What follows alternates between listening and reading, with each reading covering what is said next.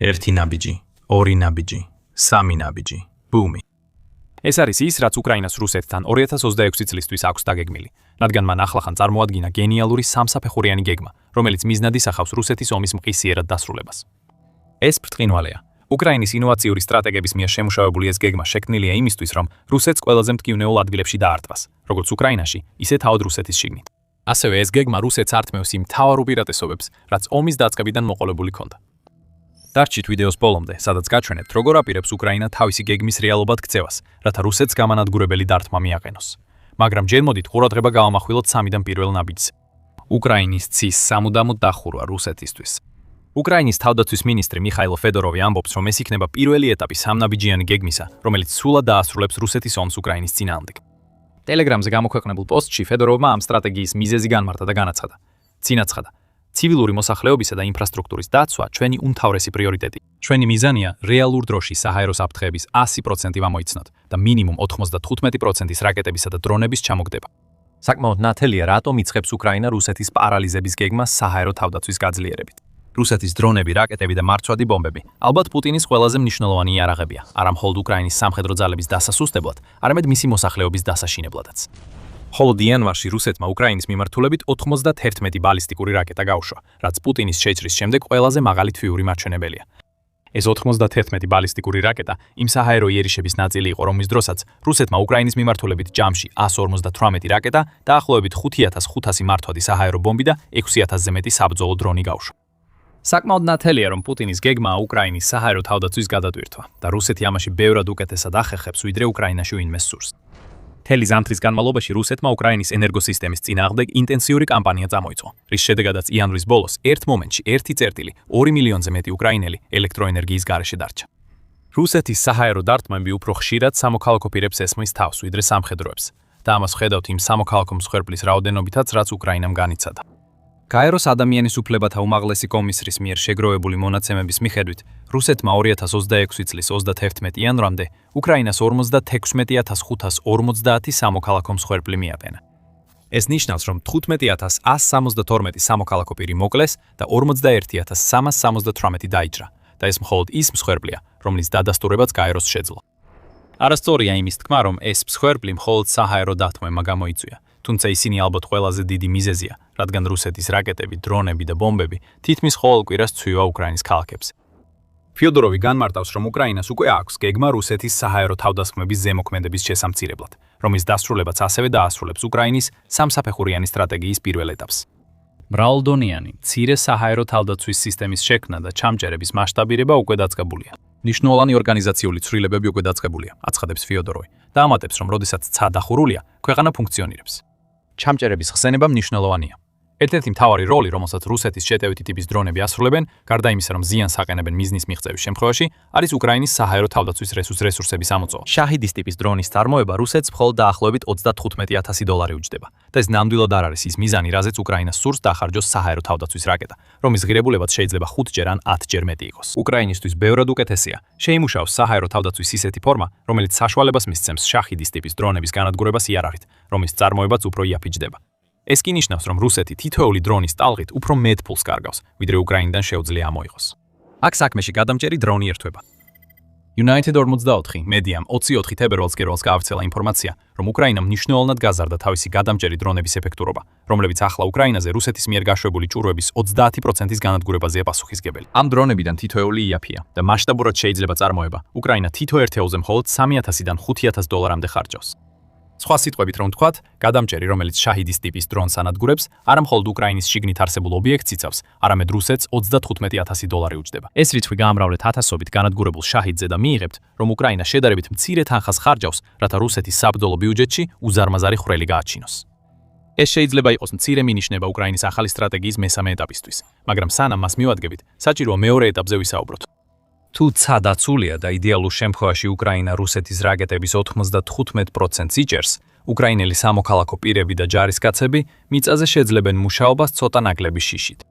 ისინი ასევე შეძლებენ ყურადღება გაამახვილონ მთავარ ამოცანაზე, აიძულონ რუსეთი დაკარგოს ჯარისკაცები და ტექნიკა უკრაინაში თითოეული დაკავებული ტერიტორიისთვის. აქ თავარი იდეაა, რომ მომაკვდინებელი თავდაცვა ისეთივე ეფექტურია, როგორც ძლიერი შეტევა, რადგან ის რუსეთს ატენებს მდგომარეობაში, სადაც მას უწევს გაცილებით მეტი რესურსის დახარჯვა, ვიდრე აქვს. და ეს არის მეორე ეტაპი. რუსეთი მთლიანად დაასუსტონ ხმელეთზე, ზღვაზე და კიბერსივრცეში. ამ სფეროებიდან პირველი, როგორც ჩანს, ფიოდოროვის მთავარი ყურადღების საგანია, როგორც ის განმარტავს თავის Telegram პოსტში.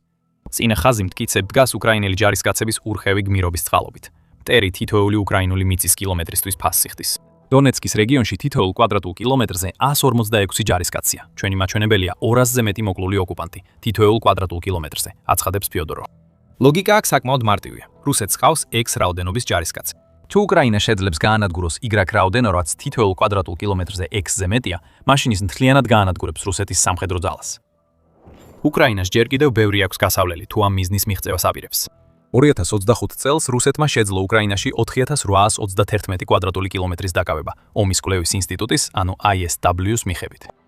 ეს მაჩვენებელი შეიძლება სადავო იყოს, რადგან რუსეთმა 2025 წლის ბოლოსკენ დაიწყო ტერიტორიის დაკავების კალბი განცხადებების გაკეთება, რაც რეალურად არ მომხდარა, რადგან პუტინი ცდილობდა რაიმე ბერგეტი მოეპოვებინა, რომელიც მშვიდობის მოლაპარაკებებში გამოადგებოდა. მაგრამ თუ ამ რიცხვს მოცემულობად მივიღებთ, შეგვიძლია გამოვიყენოთ იგი იმის დასათვალად, რამდენი დანაკარგი ჰქონდა რუსეთს თითოეულ კვადრატულ კილომეტრზე 2025 წელს. სტრატეგიული და საერთაშორისო კვლევების ცენტრის მიხედვით, რუსეთს გასულ წელს დაახლოებით 415,000 დანაკარგი ჰქონდა. თუ ამ რიცხვს 4821-ზე გავყოფთ, თითოეულ კვადრატულ კილომეტრზე თითქმის 86 რუსი ჯარისკაცის დანაკარგს მივიღებთ. ფიოდოროვს ამაზე ორჯერ მეტი სურს. ეს საერთოდ შესაძლებელია. თუ 2026 წლის დასაწყისს გავითვალისწინებთ, შეიძლება უკრაინა უკვე სწორ გზაზე იყოს. ISW-ის მიერ 20 თებერვალს გამოქვეყნებული ანგარიშის მიხედვით, რუსეთმა 1 იანვრიდან 19 თებერვლამდე სავარაუდოდ უკრაინის 562 კვადრატული კილომეტრი დაიკავა, რადგან 20 თებერვლის გამოქვეყნებამდე ISW-ის ანგარიშის შესადგენად დრო დასჭირდებოდა. ეს ნიშნავს 50 დღიან ომს, რომლის განმავლობაშიც რუსეთმა საშუალო დღეში 11 წერტილი 44 კვადრატული კილომეტრი უკრაინის ტერიტორია დაიკავა. ამ რიცხვს თუ იანვრის 31 დღეზე გავამრავლებთ, მივიღებთ 340,74 კვადრატულ კილომეტრს. ალ-ჯაზირას ინფორმაციით, უკრაინის შეფასებით იანვარში რუსეთს 31680 დანაკარგი განიცადა. მაგრამ სწრაფი გამოთვლებით ვხედავთ, რომ რუსეთის დანაკარგის მუქრუსეთის დანაკარგების მაჩვენებელი თითოეულ მოპოვებულ კვადრატულ კილომეტრზე ახლა 99.3 შეადგენს. ეს 2025 წელთან შედარებით დიდი ზრდა არ არის, მაგრამ ზრდაა. და ეს პირველი ნაბიჯია იმისკენ, რომ უკრაინა მიაღწიოს იმ 200 დანაკარგს თითოეულ კვადრატულ კილომეტრზე, რაც ფიოდოროვს სურს დაინახოს. ამ ამბავში კიდევ ერთი მცირე მოულოდნელობაც არის, რომელსაც მალე გაგიმხელთ. უკრაინის თავდაცვის მინისტრი ამ ჯადოსნურ 200 რიცხვს უწოდებს იმ დანაკარგის მაჩვენებელს, რომელიც უკრაინამ უნდა მიატენოს რუსეთს, რათა უკრაინაში წინსვლა შეუძლებელი გახადოს. 200-მდე. თითოეულ კვადრატულ კილომეტრზე დანაკარგების ზრდა მაინც აიძულებს რუსეთს, რომ შეანელოს ტემპი. ამბიციური მიზნების ქონა არაფერია ცუდი და უკრაინამ ზუსტად იცის რა უნდა მიაღწიოს, რათა პუტინის შეჭრა ადამიანური რესურსების თვალსაზრისით რუსეთს ძალიან ძვირად დაუჯდეს. ასევე არსებობს ნიშნები, რომ უკრაინა წარმატებით მიიწევს იმ გზაზე, რომელიც რუსეთს აიძულებს ადამიანური რესურსების შესახებ რთული გადაწყვეტილებები მიიღოს. უპირველეს ყოვლისა ჩანს, რომ რუსეთის რეკრუტირება იშლება. გაზეთ Telegraph-ის მიხედვით, დასავლელი ანალიტიკოსები მიიჩნევენ, რომ ბოლო 3 თვის განმავლობაში, თებერვლამდე, რუსეთი ნაკლებ ჯარისკაცს იწვევდა, ვიდრე ომში კარგავდა. გამოცემის მიხედვით, რუსეთი თვეში დაახლოებით 25,000 ჯარისკაცს იწვევს. მაგრამ მოიცადეთ ერთი წამით. ჩვენ უკვე გითხარით, რომ თავად უკრაინის შეფასებით რუსეთმა დაკარგა 31,680 ჯარისკაცი. თუ ასეა, მაშინ თვეში 25,000 ახალწვეული ნიშნავს, რომ რუსეთის რეკრუტირება აჭარბებს მის დანაკარგებს. აი სწორედ აქ შემოდის ის მოულოდნელი მომენტი, რომელზეც ერთი წუთის წინ ვახსენეთ. მაგრამ სანამ ამაზე უფრო დეტალურად ვისაუბრებთ, თქვენ უყურებთ სამხედრო შოუს და ჩვენ გაჩვენთ სრულ სურათს, არა მხოლოდ სათაურებს. დარწმუნდით, რომ არხზე გამოწერილი ხართ, რათა ყოველთვის მოვლენების წინ იყოთ. ასე რომ რაღაც უცნაური ხდება მათემატიკაში, რომელიც ახლახან გაგიზიარეთ. და ეს უცნაურობა ისაა, რომ 31,680 სინამდვილეში არ არის რუსეთის დანაკარგების მაჩვენებელი 2026 წლის იანვრისთვის. ეს არის რუსეთის დაღუპულთა რაოდენობა. სხვა სიტყვებით რომ ვთქვათ, ესენი ყველა ჯარისკაცია, რომლებიც მთლიანად გამოთიშეს ბრძოლის ველიდან. მათთან საქმე დასრულებულია.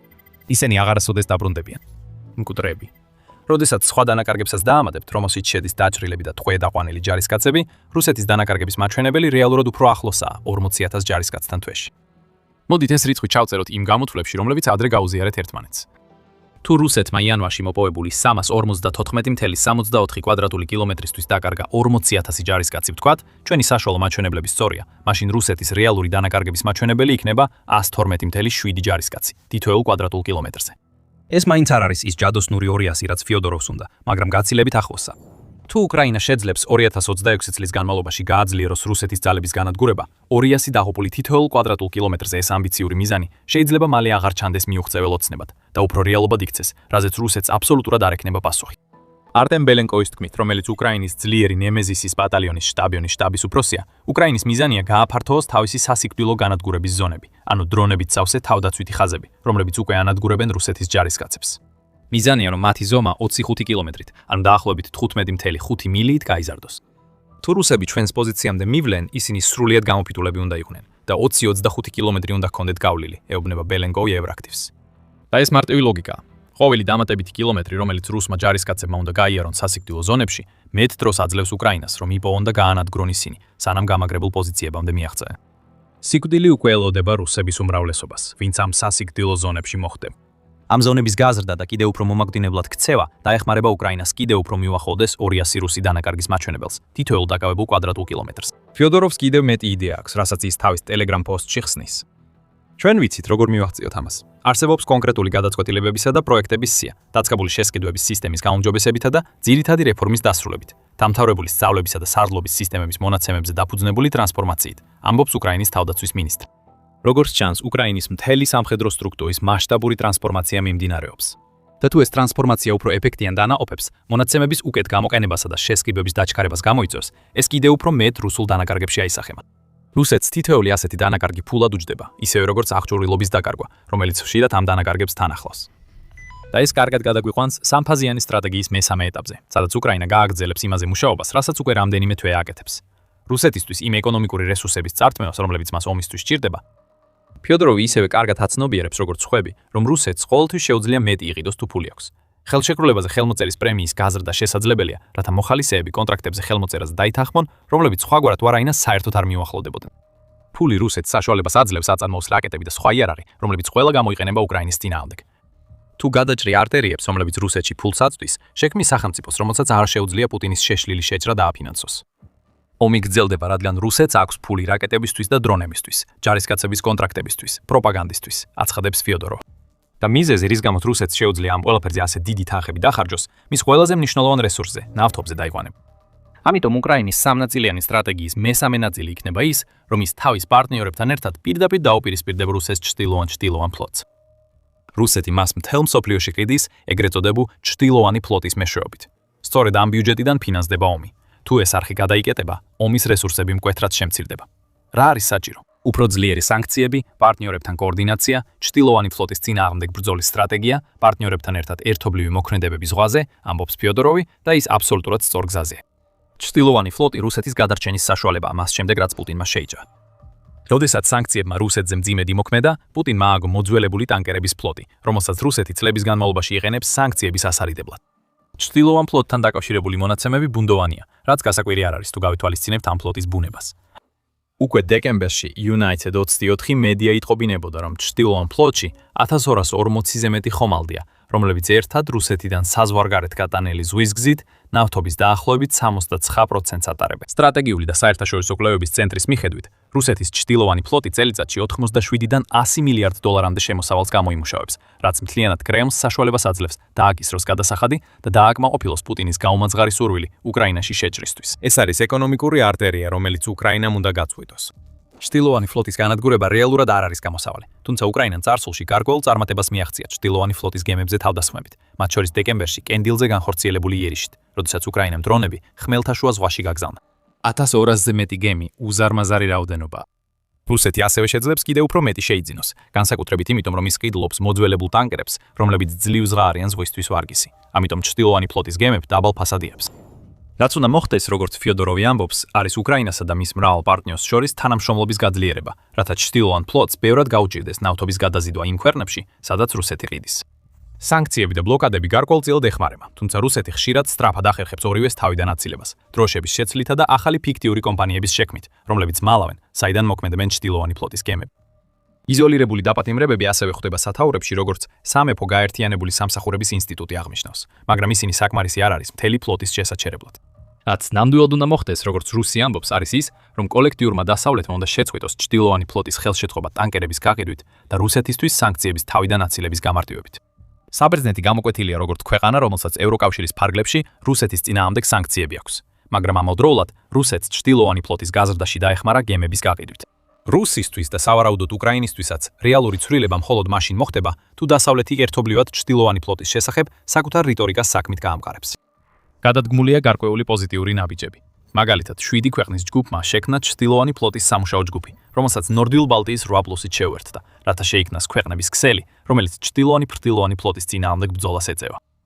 რუსი ამატებს, რომ ასეთ სამუშაო ჯგუფებს კარგი იქნება თუ ჩართავენ სამხრეთ ჩინეთის ზღვის ქვეყნებსაც, სადაც ჩრდილოვანი ფლოტის გემები დაუსჯელად მოქმედებენ და უკვე საფრთხე შეუქმნეს სხვა საზღვაო მოძრაობას. მოკლედ რომ თქვათ, კიდევ უფრო მეტი უნდა გაკეთდეს. და თუ უკრაინა შეძლებს თავისი სამსაფეხურიანი გეგმის პირველი 2 ეტაპის დასრულებას, მას მეტი შესაძლებლობა ექნება პარტნიორებთან ერთად ჩრდილოვანი ფლოტის განადგურებაზე მოახდინოს კონცენტრირება.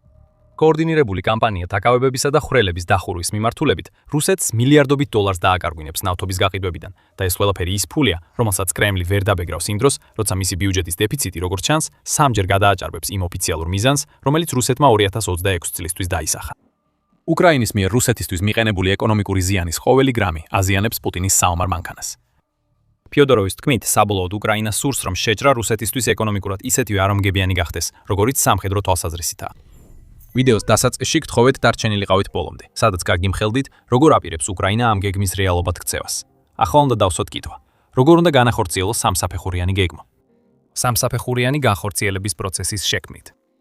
თავისი Telegram პოსტის დასასრულს ფიოდოროვმა გაამხილა 3 რამ, რაც უკრაინამ უნდა გააკეთოს, რათა თავისი ამბიციური გეგმები რეალობად აქციოს. პირველ რიგში პარტნიორობების გაძლიერებაა საჭირო.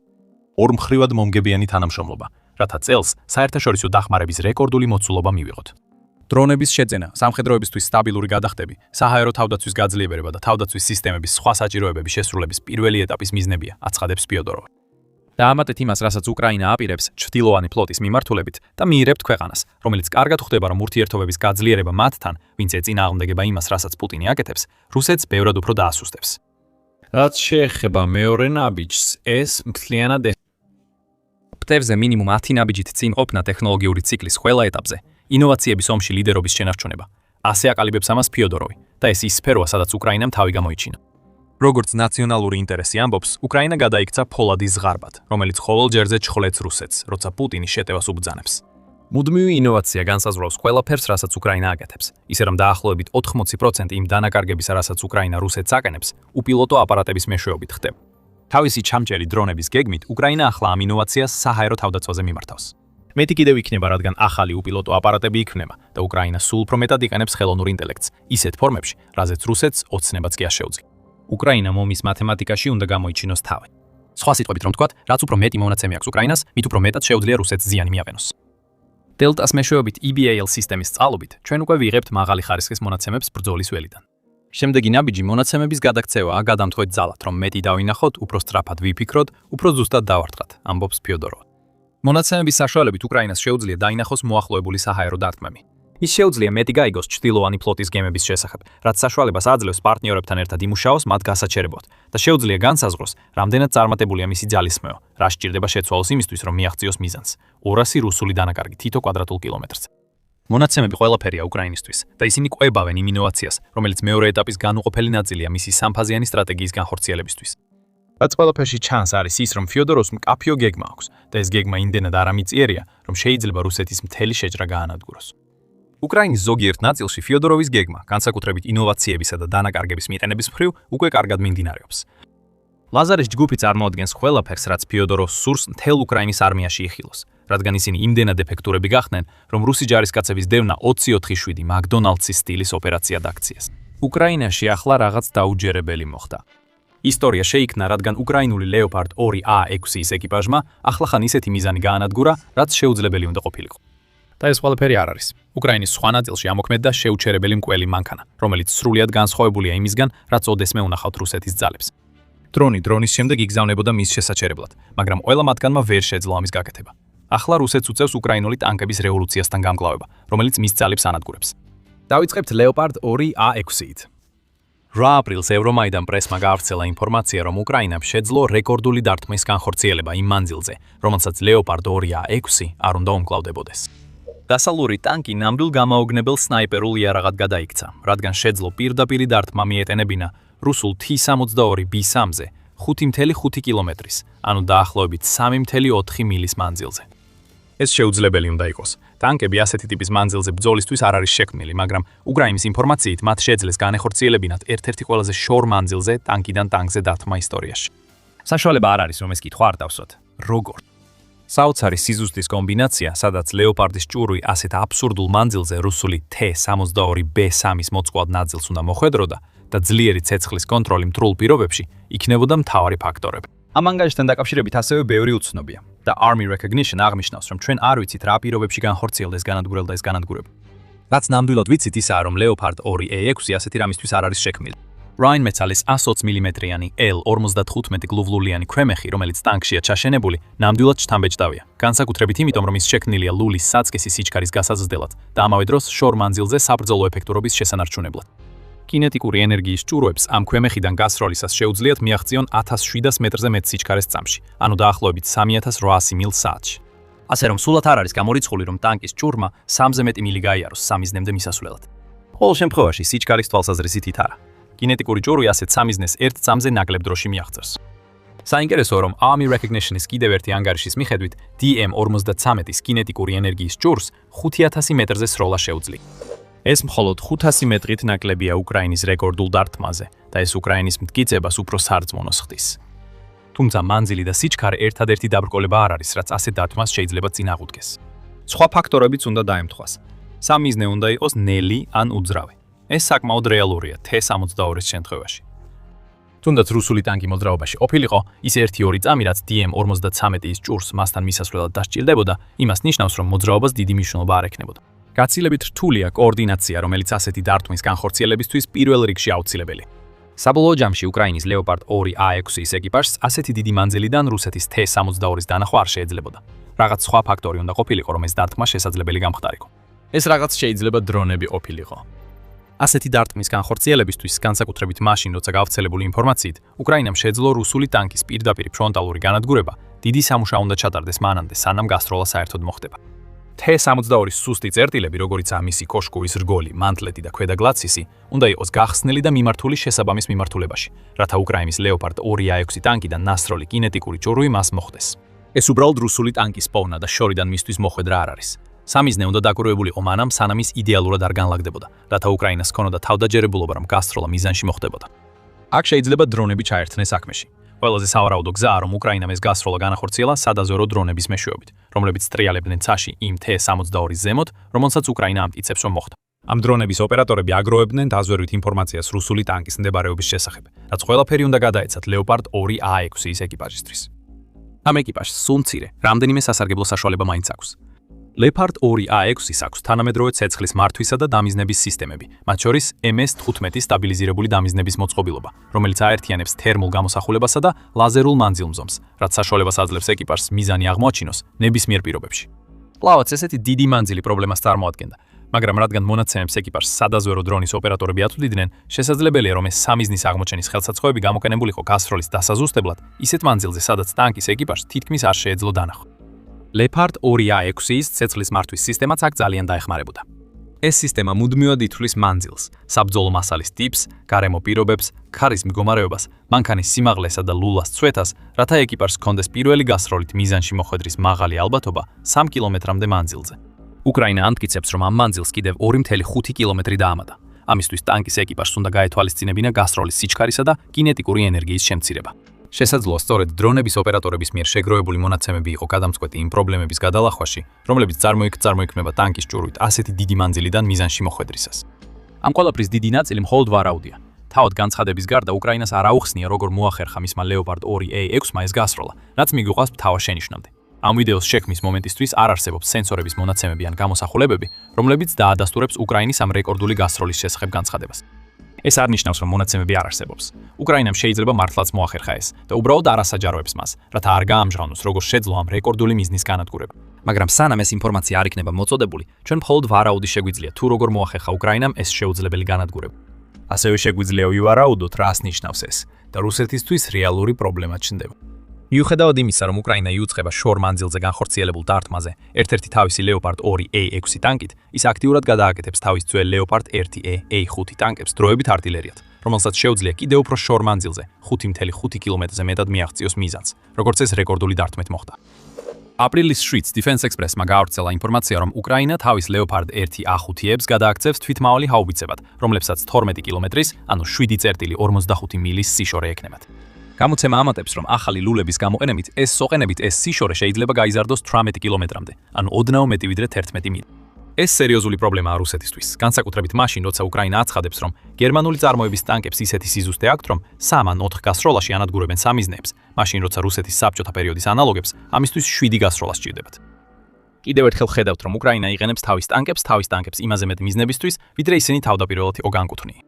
Leopard 2 A6-ის არ უნდა შეეძლოს პირდაპირ დათმობის მიყენება მტრის ტანკებზე 5.5 კილომეტრის მანძილზე, ხოლო Leopard 1 A5 თავისი სტანდარტული 105 მმ-იანი L7 ქვემეხით არ იყო შექმნილი იმ ტიპის არაპირდაპირი ცეცხლისთვის, რისთვისაც ახლა უკრაინა იტანებს ამ ტანკს. გამჭრია ხობა დიდი ხანია უკრაინის მთავარი იარაღია რუსეთის წინააღმდეგ თავდაცვაში. ქვეყანას შეუძლია აღმოაჩინოს დასავლური აღჭურვილობის ძლიერი მხარეები, რომელსაც იღებს ისეთი, რაზეც თავად ამ აღჭურვილობის მწარმოებლებსაც კი არ უფიქრიათ. უკრაინას შესაძლოა დასავლელი პარტნიორებიც ეხმარებიან, როცა ცდილობს თავისი ლეოპარდის ტანკები არაპირდაპირი ცეცხლის იარაღებად გადააქციოს. მარტის 19-ს TSE-ხამ გავრცელა ინფორმაცია, რომ ბელგიამ უკრაინას მიაწოდა Leopard 1A5B ტიპის ტანკების პარტია, რომლის შესახებაც ჯერ კიდევ 2025 წლის აპრილში ჰქონდა გამოცხადებული. ამ ტანკებს აქვთ კოკერელის 3105 ტიპის კოშკურა, რომელშიც მოთავსებულია კოკერელის HP ტიპის ქვემეხი, რომელსაც შეუძლია ეფექტური არაპირდაპირი ცეცხლის წარმოება დაფარული პოზიციიდან. შეიძლება ეს ტანკები იგივე ლეოპარდები იყოს, რომელთა შესახებაც Defense Express ამბობს, რომ უკრაინა ამჟამად დროებით артილერიად იყენებს. ეს შესაძლებელია. რუსეთისთვის ეს ყველაფერი კარგი ამბავი არ არის. თუ უკრაინამ მიაღწია იმ დონეს, რომ შეუძლია ტანკების განადგურება სხვა ტანკებით იმ მანძილებზე, რომელთა შესახებაც ახლა საუბრობენ, რუსეთს პრობლემა აქვს. მისი საკუთარი ტანკები უკრაინაში ნამდვილად არ გამორჩეულა. ანტიტანკური იარაღის, ნაღმებისა და დრონების კომბინაციამ გამოიწვია ის, რომ 10 აპრილის მდგომარეობით რუსეთმა დაკარგა 11848 ტანკი. რუსეთს ასჭირდება, რომ უკრაინა მისწავლოს, როგორ დაამატოს ტანკები იმ იარაღების არსენალს, რომელსაც რუსეთის ჯავშან ტექნიკის გასანადგურებლად იყენებს. საბოლოოდ საქმე იმაშია, რომ რუსეთი კარგად ვერ ანაცვლებს დაკარგულ ტანკებს. თებერვალში Forbes-ისთვის მონზადებულ ანგარიშში დევიდ ჰემბლინგმა გაამხილა, რომ რუსეთის მტკიცებით, ეთის მტკიცებით, მან დააჩქარა თავისი, თითქოს და მსოფლიო დონის T-90M ტანკების წარმოება და წლიურად 250 აწარმოებს. საწყისი მათემატიკა გვიჩვენებს, რომ ეს საწარმოო ტემპი დიდად ვერ შეამცირებს დანაკარგებს, რომლებიც წელიწადში თითქმის 3000-მდე აღწევს. მაგრამ თუ ამას დავამატებთ იმ ფაქტს, რომ UVZ, რომელიც რუსეთის სახელმწიფო ტანკების მწარმოებელია, შესაძლოა ცრუობს მონაცემებზე და რეალურად წელიწადში 100-ზე ნაკლებ ტანკს აწარმოებს, რუსეთი კიდევ უფრო დიდ პრობლემას აწყდება. უკრაინა ამბობს, რომ შეუძლია ტანკებს სხვა ტანკებით დაარტყას. რუსეთი არ იმყოფება ისეთ მდგომარეობაში, რომ ჩაანაცვლოს T-სერიის ჯავშან ტექნიკა, რომელსაც უკრაინა გავრცელებული ინფორმაციით ისეთი დიდი მანძილიდან ულტყამს, რომ ამ ჯავშანს არც კი შეუძლია დაინახოს რა ემუქრება. და მიუხედავად ამ ყველაფრისა, რუსეთისთვის სიტუაცია კიდევ უფრო მძიმდება. უკრაინაში კიდევ ერთი მოვლენა მოხდა, რომელმაც პუტინის ძალები სრულიად მოულოდნელად დაატყდა თავს და ეს ხელს უწყობს უკრაინის მცდელობას თავისი ტანკები იმპროვიზებულ артиლერიად გადააქციოს. უკრაინის ტანკები თავდაცვით გიგანტებად იქცევა და ახლა აგიხსნით, როგორ ხდება ეს. მაგრამ სანამ ამას გავაკეთებთ, შეგახსენებთ, რომ თქვენ უყურებთ სამხედრო შოუს. თუ ჯერ არ გაქვთ გამოწერილი, ეხლა იდეალური დროა დააჯეოთ ღილაკს, რომ არც ერთი ვიდეო არ გამოგჩნდეთ. სწრაფი კითხვა. რას უდრის ერთი ტანკი 42 დრონის წინააღმდეგ? თუ თქვით, რომ ერთი განადგურებული ტანკი თითქმის ომის ნებისმიერ სხვა მომენტში მართალი იქნებოდით. ერთ-ერთი მიზეზი, რის გამოც ტანკები ომის ფონზე გადაიწია, ისაა, რომ დრონებმა საოცრად ეფექტურად დაამტკიცეს თავიანთი შესაძლებლობა ამტკიცეს თავიანთი ტანკებისგან ნეიტრალებაში. თუმცა უკრაინამ კიდევ ერთხელ შეცვალა თამაში. ეხლა ამ კითხვაზე პასუხია. 42 განადგურებული დრონი და ერთი ტანკი ისევ ისვრის. და გამოიცანით, რა ტიპის ტანკმა გადაიტანა 42 დრონის შეტევა. ეს არის ლეოპარდი. 6 აპრილს United 24 მედიამ გავრცელა ინფორმაცია, რომ რუსეთის დრონების ოპერატორების მიერ უკრაინის მხოლოდ ერთ Leopard 1A5 ტანკზე მთელი დღის განმავლობაში განხორციელებულმა შეტევამ სრული მარცხი განიცადა. ტანკმა, რომელიც აღჭურვილი იყო ანტიდრონული დაცვით, მათ შორის გალიებით, ხის პალეტებით, მოხერხებულად განთავსებული ბადეებითა და ჯავშნის დამატებითი ფენებით, გაუძლო FPV და მოლნაიას დრონების შეტევას და განაგრძო ცეცხლის მხარდაჭერა უკრაინელი ჯარისკაცებისთვის.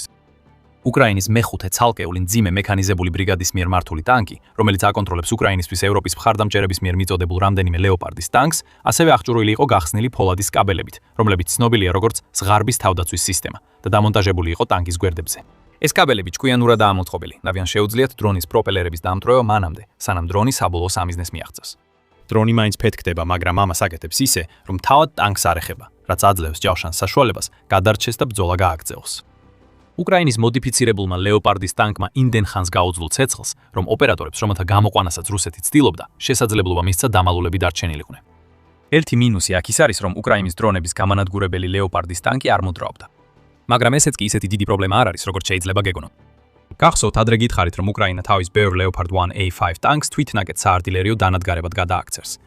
მოძრაობა აქ პრიორიტეტი არ არის. მთავარი მიზანია ტანკი დამალულ პოზიციაში იყოს, რომ შეძლოს რუსულ პოზიციებზე მრავალჯერადი სროლა. როდესაც ამ მიზნის მიღწევა შესაძლებელია Leopard-ით, რომელიც ასევე აღჭურვილია იმდენი თავდაცვითი საშუალებით, რომ რუსეთს მისი დრონებით განადგურება არ შეუძლია, შედეგი დამანგრეველი. რუსეთის პოზიციები ტანკის ცეცხლით ნადგურდება. უკრაინა ინარჩუნებს თავის Leopard-ის ტანკს და მას სხვა პოზიციაზე გადაიყვანს, როგორც კი რუსეთის თავდაცვა დაინგრევა. რუსეთს ეს ყველაფერი არ წარმოედგინა. თუ უკრაინის თავდაცვაზე საკუთარი ტანკების 4-წლიანი განადგურებისგან რამე ისწავლეს პუტინის ძალებმა, ეს არის ის, რომ ტანკები აღარ არის ისეთი ომის შემთრიალებელი იარავი, როგორიც ადრეა. თუმცა უკრაინა მაინც პოულობს სულ უფრო გენიალურ გზებს იმ ტექნოლოგიის გამოსაყენებლად, რომელსაც როგორც ჩანს, თავად უკრაინა მოძველების საფრთხეს უქმნიდა. ტანკებს აღარ იყენებენ ისე, როგორც ტანკები უნდა გამოიყენო. ისინი გადაიქცნენ შორ მანძილზე მოქმედ სნაიპერ მკვლელებად, არტილერიად, რომელსაც შეუძლია მტრის პოზიციებზე გამანადგურებელი ცეცხლი მიიტანოს, თავდაცვით გიგანტებად, რომლებიც აიძულებენ რუსეთს დრონების მარაგი ამოწუროს, სანამ თვითონ ერთი ნაკაწრიც არ ექნებათ. ტანკების თამაში შეიცვალა და უკრაინა ცდილობს ეს ცვლილება რამდენიმე გზით გაამყაროს. დაუბრუნდეთ იმას, რასაც უკრაინა ამტკიცებს, რომ მიაღწია თავის Leopard 2A6 ტანკით. თუ 5.5 კილომეტრიანი დარტყმა დადასტურდება, ეს გვიჩვენებს, რომ უკრაინას შეუძლია თავისი ტექნიკის შესაძლებლობების საზღვრები სრულიად ახალ სიმაღლეებზე აიყვანოს. ამგვარი შორ მანძილზე განადგურებები სავარაუდოდ ომის მსვლელობას რადიკალურად არ შეცვლის. დრონები მაინც დარჩება უკრაინის მთავარი ტანკსაწინააღმდეგო იარაღად. მიუხედავად ამისა, უკრაინისთვის ნამდვილად სასარგებლოა, რომ Leopard-ის ტანკებს შეუძლიათ რუსული ჯავშანტექნიკის ზუსტად განადგურება, ასეთ დიდ მანძილზე და ასეთი სიზუსტით. ეს ასევე ხაზს უსვამს, რამდენად ეფექტური გახდა უკრაინა ბრძოლის ველზე მონაცემების გაზიარების ქსელების შექმნაში. თუ ჩვენი ანალიზი სწორია და დრონები მართლაც მონაწილეობდნენ, მაშინ უკრაინის რეკორდული ტანკის განადგურება უფრო მეტყველებს იმაზე, რამდენად ეფექტური გახდა უკრაინის რეალურ დროში ბრძოლის ველზე მონაცემების შეგროვება. თავად განადგურება გამორჩეული იყო. ეს შეიძლება მხოლოდ ერთჯერადი შემთხვევა იყოს. მაგრამ უკრაინის ძალებში კომუნიკაციის უნარის მუდმივი გაუმჯობესების შედეგები არის ნამდვილი პრობლემა რუსეთისთვის, განსაკუთრებით ახლა, როცა პუტინის ძალები კომუნიკაციის პრობლემებს აწყლებიან Starlink-ის დაკარგვისა და თავად პუტინის მიერ Telegram-ის მესენჯერზე დაწესებული შეზღუდვებისგან. რუსეთის ტანკებთან დაკავშირებულ პრობლემებს კიდევ უფრო ამძაფრებს უკრაინის ეფექტური ჯავშნიანი ტანკების გამოჩენა და ის გზა, როგორაც ისინი ამ ტანკებს იყენებენ. წლების განმავლობაში უკრაინისა და რუსეთის მიერ აშენებულ ეგრეთ წოდებულ Q ტანკებს დასცინოდნენ, ხშირად აკრიტიკებდნენ მათზე დამონტაჟებული დამცავი გალიების გამო, რომლებიც ვერ აჩერებდნენ დრონებისა და ანტიტანკური რაკეტების დარტყმებს. ეს Q ტანკები აღიქმებოდა როგორც მოუქნელი და მძიმე მანქანები, რომლებიც ხშირად ნადგურდებოდა მანამ სანამ პოზიციაზე მივიდოდნენ, რადგან დამატებითი ჯავშანი მათ ძალიან ნელებს ხდიდა იმ იარაღების თავიდან ასაცილებლად, რისგანაც ეს ჯავშანი უნდა დაეწო. უკრაინამ მთლიანად შეცვალა ეს კრიტიკა ისეთი მარტივი გადაწყვეტით, რომ გვიკვირს, აქამდე რატომ არავინ მოიფიქრა. თუ Q ტანკები კარგად ვერ მოძრაობენ, მაშინ საერთოდ ნუ ამოძრავებ მათ. ამის ნაცვლად დაფარა ეს ტანკები ანტიდრონული დაცვით და დარწმუნდი, რომ კოშკურები მაინც საკმარისად ტრიალებენ, რათა ტანკებმა შეძლონ შორ მანძილზე სამიზნეების დაზიანება. ეს მეახეთ Leopard 1A5-ზე, რომელმაც 52 დრონის შეტევა გაუძლო. უკრაინა ასევე გარდაქმნის თავის M1A1 აბრამსის ტანკებს, განზრახ ნელამოძრავ თავდაცვით მონსტრებად. აბრამსის ეკიპაჟები მაინც ინარჩუნებენ კოშკის კონტროლს, მიუხედავად იმისა, რომ მათ ტანკებზე მძიმე თავდაცვითი საშუალებებია დამონტაჟებული. ეს მათ საშუალებას აძლევს ნელა გადაადგილდნენ და შეუტიონ რუსულ პოზიციებს, რაც დამატებით ნახევრად მოძრავი, დროებითი საარტილერიო ცეცხლის ელემენტს ამატებს იმ სტატიკურ, გრძელ დისტანციურ ცეცხლთან ერთად, რომელსაც ახლა უკრაინის მოდიფიცირებული Leopard 1A5-ები უზრუნველყოფენ. უკრაინამ მოიფიქრა რამდენიმე ახალი გზა ამ ტანკების გამოსაყენებლად თანამედროვე ომში, სადაც ტანკები თითქმის უმნიშვნელოდ გამოიყურებიან.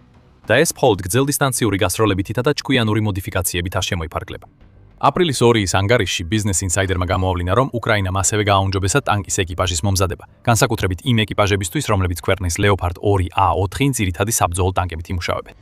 უკრაინა ახლა იყენებს შერეული რეალობის სათვალეებს მომზადების პროცესში, რაც ქვეყანას საშუალებას აძლევს ტანკის ოპერატორების მომზადება ისე ჩაატაროს, რომ მათ არც კი მოუწიოთ იმ ტანკებში შესვლა, რომლებსაც გამოიყენებენ.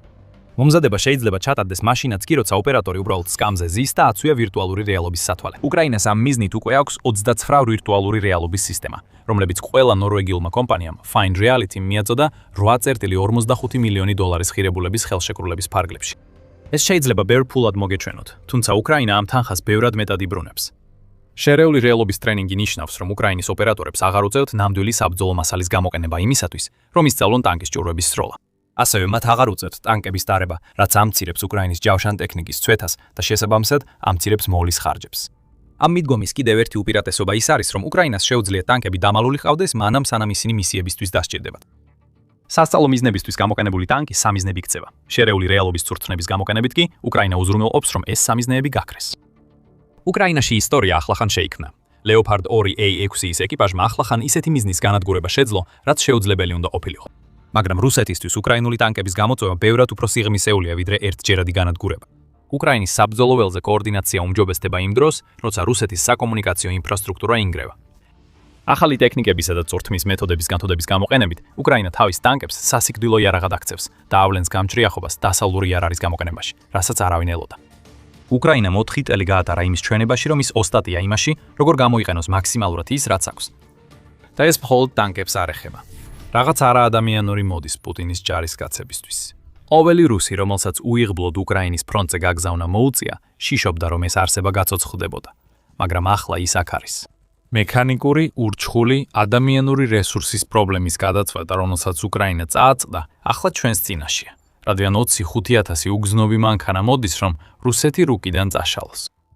უკრაინის თავდაცვის მინისტრმა მიხაილ ფედოროვმა სრულად წარმოაჩინა ის მომავალი, რომელიც ბრძოლის ველზე პუტინის მარიონეტებს ელოდებათ. აპრილის 18-ში ტელეგრამზე გამოსვლისას ფედოროვმა განაცხადა, რომ უკრაინაში სახმელეთო რობოტული კომპლექსების მწარმოებლებთან შეხვედრამ თავდაცვის სამინისტროს დაავალდებულა. წლის ბოლომდე 25,000 სახმელეთო რობოტის შეძენა. ეს რობოტები ამჟამად იქმნება და ფრონტზე გადანაწილდება მაშინვე, როგორც კი მათი წარმოება დასრულდება. ეს უკრაინის თავდაცვის სამინისტროს დიდი ვალდებულებაა და ხაზს უსვამს მზარდ ტენდენციას რობოტიზაციისკენ, რაზეც მოგვიანებით უფრო დეტალურად ვისაუბრებთ. ჯერჯერობით საკმარისია ვიცოდეთ, რომ 2026 წელს 25,000 სახმელეთო რობოტი ნიშნავს, რომ უკრაინა შეიძენს ორჯერ მეტ ამ სასიკვდილო და სიცოცხლის გადამჩენ მანქანას, ვიდრე 2025 წელს. ეს გვიჩვენებს, რომ თუ 2025 წელს უკრაინა სახმელეთო რობოტებს ცდიდა, 2026 წელს უკვე სრულად გადადის მათ გამოყენებაზე. ეს აღარ არის მხოლოდ იმაზე, რომ მანქანები იქ დაეხმარო, სადაც შეუძლიათ. უკრაინა მასშტაბურად აშენებს ამ რობოტებს და ამას აკეთებს იმ აშკარა განზრახვით, რომ რაც შეიძლება მეტი თავისი ჯარისკაცი შეცვალოს ფრონტის ხაზზე უგრძნობი რობოტებით, რომლებიც დაეხმარებიან უკრაინას, რომ უკვე შექმნილი ხორცსაკები რუსი ჯარისკაცებისთვის ნამდვილ სასაკლაოდ გადააქციოს. ფიოდოროვს ამ ყველაფრისთვის მიზანი აქვს. როგორც მან თავის პოსტში განაცხადა, უკრაინის თავდაცვის მინისტრს სურს მივიდეს იმ წერტილამდე, სადაც ფრონტის ხაზზე ლოჯისტიკის 100% რობოტულ სისტემებს დაეკისრებათ. ეს ცუდი ამბავია რუსეთისთვის. პუტინის ერთ-ერთი მთავარი სტრატეგია ყოველთვის იყო უკრაინის ლოჯისტიკის შეტევა, სადაც არ უნდა იყოს ისინი. ამგვარ შეტევებს აშკარა სარგებელი აქვს იმაში, რომ ისინი აჩერებენ მომარაგებისა და აღჭურვილობის მიწოდებას ფრონტის ხაზზე საჭირო ადგილებში. მაგრამ აქამდე დამატებითი სარგებელი ყოველთვის ის იყო, რომ მომარაგების შეჩერება ასევე ნიშნავდა უკრაინელი ჯარისკაცების შეჩერებასაც. მომარაგება ხომ ვიღაცამ უნდა მიიტანოს. და ასეთი ამოცანა ადრე ჯარისკაცებს ეკისრებოდათ, რომლებიც კოლონებს მართავდნენ ან მომარაგებას სასიკვდილო ზონებში ატარებდნენ, რათა ფრონტზე მიეტანათ. ახლა ასე აღარ არის. როდესაც უკრაინა ზრდის სახმელეთო რობოტების წარმოებას, იმ ჯარისკაცებს, რომლებიც ადრე სიცოცხლეს რისკავდნენ მომარაგების ჯაჭვის შესანარჩუნებლად, აღარ უწევთ თავიანთი სიცოცხლის გაძირვა. რობოტები ყველაფერს მათ ნაცვლად გააკეთებენ და ეს ნიშნავს, რომ უკრაინის ქვეითა მეტი ნაწილი შეიძლება დაცვაზე გადაინაცვლოს, რაც აიძულებს პუტინს ყოველდღიურად დაახლოებით 1000 ჯარისკაცი დაკარგოს ამ ომში. მეტი ხელმისაწვდომი ჯარისკაცი ასევე ნიშნავს, რომ უკრაინას ჰყავს ჯარები, რომლებიც შეძლებენ განახორციელონ ისეთი გამანადგურებელი კონტრშეტევები, რომლებმაც ბოლო რამდენიმე თვეში მას საშუალებას მისცა საოცარი სისწრაფით გაეთავისუფლებინა ტერიტორიები. ასე რომ 25,000 სახმელეთო რობოტი ერთ წელიწადში მხოლოდ იმას არ ნიშნავს, რომ უკრაინის ლოგისტიკური არტერიები ძლიერდება. ეს ყველაფერი საბოლოოდ იმას ნიშნავს, რომ კიდევ უფრო მეტი რუსი ჯარისკაცი იღუპება ირიბად, რადგან უკრაინის ცოცხალი ძალა შეიძლება უფრო ეფექტურად იქნას გამოყენებული. შეიძლება ფიოდოროვის მიზანი, რომ ფრონტის ხაზის ლოგისტიკის 100% სახმელეთო რობოტებით განხორციელდეს, არა რეალურად მოგეჩვენოთ. ასე არ უნდა იყოს. უკრაინა უკვე კარგად მიიწევს ამ მიზნის მიღწევისკენ, განსაკუთრებით ფრონტის ხაზის იმ მთავარ სექტორებში, სადაც ლოგისტიკა უფრო მნიშვნელოვანია ვიდრე ოდესმე. ადრე ვახსენეთ, რომ 2025 წელი უკრაინის სახმელეთო რობოტებისთვის ერთგვარი სატესტო წელი იყო. ეს ყველაზე ნათლად პოხროვსკში გამოჩნდა, სადაც რუსეთმა მთელი წელი გაატარა მასშტაბური შეტევით ქალაქზე, რომელსაც ერთ-ერთ მთავარ გასაღებად მიიჩნევს დონეცკის დასაკავებლად. 2025 წლის ნოემბრისთვის უკრაინას პოხროვსკის ნაწილი ჯერ კიდევ ეკავა და მას გამალებით იცავდა. ეს უკვე თავისთავად წარმატება იყო უკრაინისთვის. ყველა ლოგიკით პოხროვსკი ბევრად ადრე უნდა დაცემულიყო. და ერთ-ერთი მიზეზი, რის გამოც უკრაინამ შეეძლო ამ ქალაქის ასე დიდხანს შენარჩუნება და დღესაც კი აგრძელებს ბრძოლას რუსულ ძალებთან პოხროვსკის სექტორში, ის არის, რომ სახმელეთო რობოტებს უზარმაზარი როლი ჰქონდათ. BBC-ის მიხედვით, სწორედ ის რობოტები, რომელთა 25,000 ერთეულის აშენებასაც ფიოდოროვი უკრაინაში 2026 წელს აანონსებს, გასული წლის ნოემბერში პოხროვსკში ფრონტის ხაზის მთლიანი ლოგისტიკის დაახლოებით 90%-ზე იყვნენ პასუხისმგებელი. გადავიდეთ 2026 წელზე და უკრაინა უფრო მეტ ოპერაციას ატარებს თავისი სახმელეთო რობოტებით ვიდრე ოდესმე. წლის პირველ კვარტალში უკრაინამ 21,500 მისია ჩაატარა თავისი სახმელეთო რობოტების გამოყენებით, საიდანაც 9,000 მისია მხოლოდ მარტში განხორციელდა. ამ მანქანების მონაწილეობით ოპერაციების რაოდენობა მუდმივად იზრდება, რაც გვიჩვენებს, რომ უკრაინა არა მხოლოდ უკეთ ახერხებს განვითარებისა და რობოტების განლაგების მასშტაბის გაზრდას, არამედ რუსეთიც უჭირს მათთან გამკლავება. საბოლოო ჯამში ეს რიცხვები აჩვენებს, რომ უკრაინა ყველა თავის რობოტს მრავალ მისიაში იყენებს. თუ 2026 წლისთვის დასახული 25,000 მიზანი ორჯერ აღემატება 2025 წელს აშენებული სახმელეთო რობოტების რაოდენობას. ეს ნიშნავს, რომ უკრაინას ამ წლის დასაწყისში დაახლოებით 12,500 ასეთი მანქანა ჰყავდა. ჩატარდა 21,500 მისია და ეს რიცხვი იზრდება. უკრაინას სავარაუდოდ არც კი ჰყავს ამდენი სახმელეთო რობოტი მოქმედებაში. რუსეთი უჭირს ამასთან დაკავშირებით რაიმეს გაკეთება.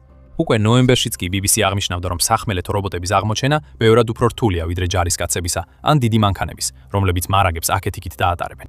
ამ რობოტებს ასევე შეუძლიათ მუშაობა ფრონტის ხაზიდან შორს, რაც იცავს ჯარისკაცებს და მათი დაბლოკვა ელექტრონული ომის საწინააღმდეგო საშუალებებით ბევრად უფრო რთულია, ვიდრე იმ საჰაერო დრონების, რომლებიც უკრაინის საბრძოლო ზონებშია გავრცელებული.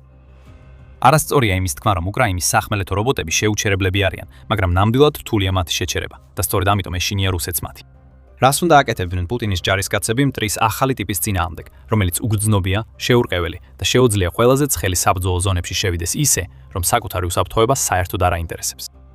ბრმად იმედოვნებენ, რომ შეამჩნევენ სახმელეთო რობოტს და იპოვიან მის განადგურების გზას. ეს, როგორც ჩანს, ერთადერთი პასუხია. და როგორც მოგვიანებით გაიგებთ, ეს რობოტები ბევრად მეც აკეთებენ, ვიდრე უბრალოდ ლოგისტიკურ მისიებს ასრულებენ უკრაინისთვის. მაგრამ მოდით ერთი წუთით ისევ მთავარ ციფრს დავუბრუნდეთ. 2026 წელს უნდა დამზადდეს 25,000 სახმელეთო რობოტი. როგორ არის ეს საერთოდ შესაძლებელი? უკრაინის თავდაცვის შესყიდვების სააგენტოს უკვე აქვს შეკვეთები და ხელშეკრულებებს ყველგან აფორმებს. ამ ეტაპამდე ამ სააგენტოს უკვე გაფორმებული აქვს 19 ხელშეკრულება სახმელეთო რობოტების მწარმოებლებთან, რომელთა საერთო ღირებულება დაახლოებით 250 მილიონი დოლარი. ეს უკრაინისთვის საკმაოდ დიდი თანხაა. და ეს თანხა გადაეცემა კონტრაქტების მეშვეობით, რომლებიც უზრუნველყოფს იმ ბიზნესების მდგრადობას, რომლებიც მის სახმელეთო სტრატეგიის ბირთვს ჩამოაყალიბებენ. United 24 მედია იუწყება, რომ ფიოდოროვი ამტკიცებს, რომ შესყიდვის კონტრაქტები იცვლება და მწარმოებლებს, რომლებიც მათ იღებენ, უფრო გრძელვადიან ვადებს თავაზობენ. ეს არნიშნავს იმას, რომ ამ მწარმოებლებს მეტი დრო აქვთ კონკრეტული სახმელეთო რობოტების ასაშენებლად, თების ასაშენებლად. ამის ნაცვლად მათთან კონტრაქტები უფრო ხანგრძლივი ვადით იდება, რაც ნიშნავს, რომ მათ აქვთ სტაბილურობა, რომელიც მოდის იმის წოდნით, რომ გრძელვადიანი შემოსავალი ექნებათ. სტაბილურობა ქმნის მდგრადობას. კომპანია, რომელიც იცის, საიდან მოდის მისი ფული, შეძლებს შექმნას სტაბილური მიწოდების ჯაჭვები და დაგეგმოს, რა სჭირდება კონტრაქტის პირობების შესასრულებლად. ამიტომ უკრაინის სახმელეთო რობოტების ინდუსტრიაში კულისებს მიღმა ისეთივე რევოლუცია მიმდინარეობს, როგორიც ბრძოლის ველზე ხდება. ასევე ღირს აღნიშნა, რომ ეს ცვლილება როგორც შესყიდვებში, ასევე წარმოებაში არ შემოიფარგლება უკრაინის რობოტიკის ინდუსტრიის მხოლოდ სახმელეთო მიმართულებით. ფედოროვი და თავდაცვის სამინისტრო ყველა მიმართულებით ახორციელებენ ინვესტიციებს. Kiev Independent-ის მიხედვით, უკრაინა ქმნის ხელოვნურ ინტელექტზე დაფუძნებულ თავდაცვის ეკოსისტემას, რომელიც ამჟამად მოიცავს 200 კომპანიას, რომლებიც დრონების ტექნოლოგიებს ავითარებენ. სახმელეთო რობოტებზე მომუშავე 19 კომპანიას უერთდება კიდევ 10-ობით კომპანია, რომლებიც ქმნიან FPV დრონებს, გრძელდისტანციურ დრონ-რაკეტა ჰიბრიდებს და საზღვაო დრონებს, რომლებიც ავსებენ იმ სიცარიელეს, რაც უკრაინას მცირე საზღვაო ძალების გამო აქვს.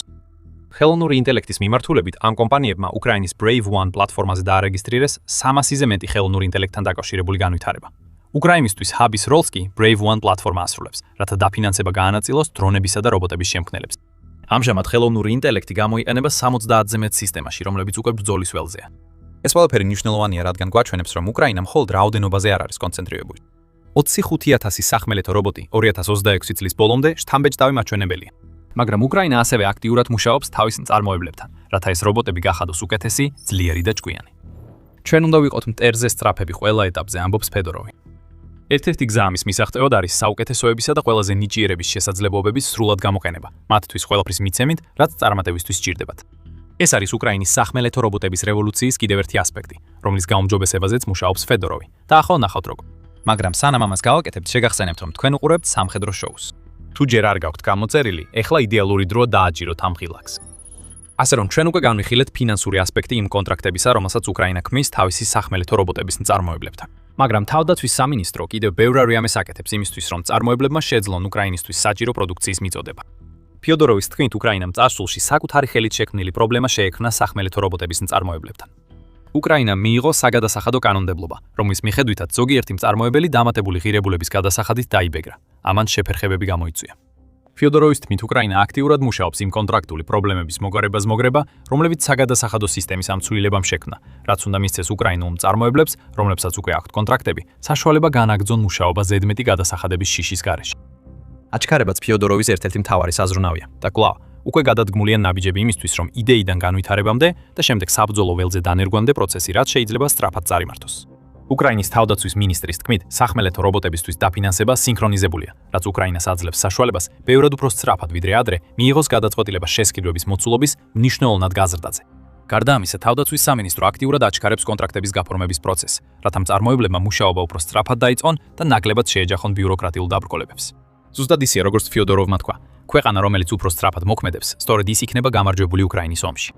რა თქმა უნდა, ეს ყველაფერი ბერს არაფერს ნიშნავს, თუ იმ ჯარისკაცებს, რომლებიც უკრაინის მიერ შემუშავებული ახალი სახმელეთო რობოტების გამოყენებაზე იქნებიან პასუხისგებელნი, მათი მართვა არ შეეძლებათ.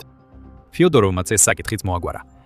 მან ტელეგრამის პოსტი გამოიყენა იმისთვის, რომ დაენონსებინა თავდაცვის სამინისტროში სახმელეთო უპილოტო აპარატების კომპეტენციის ცენტრის გახსნა.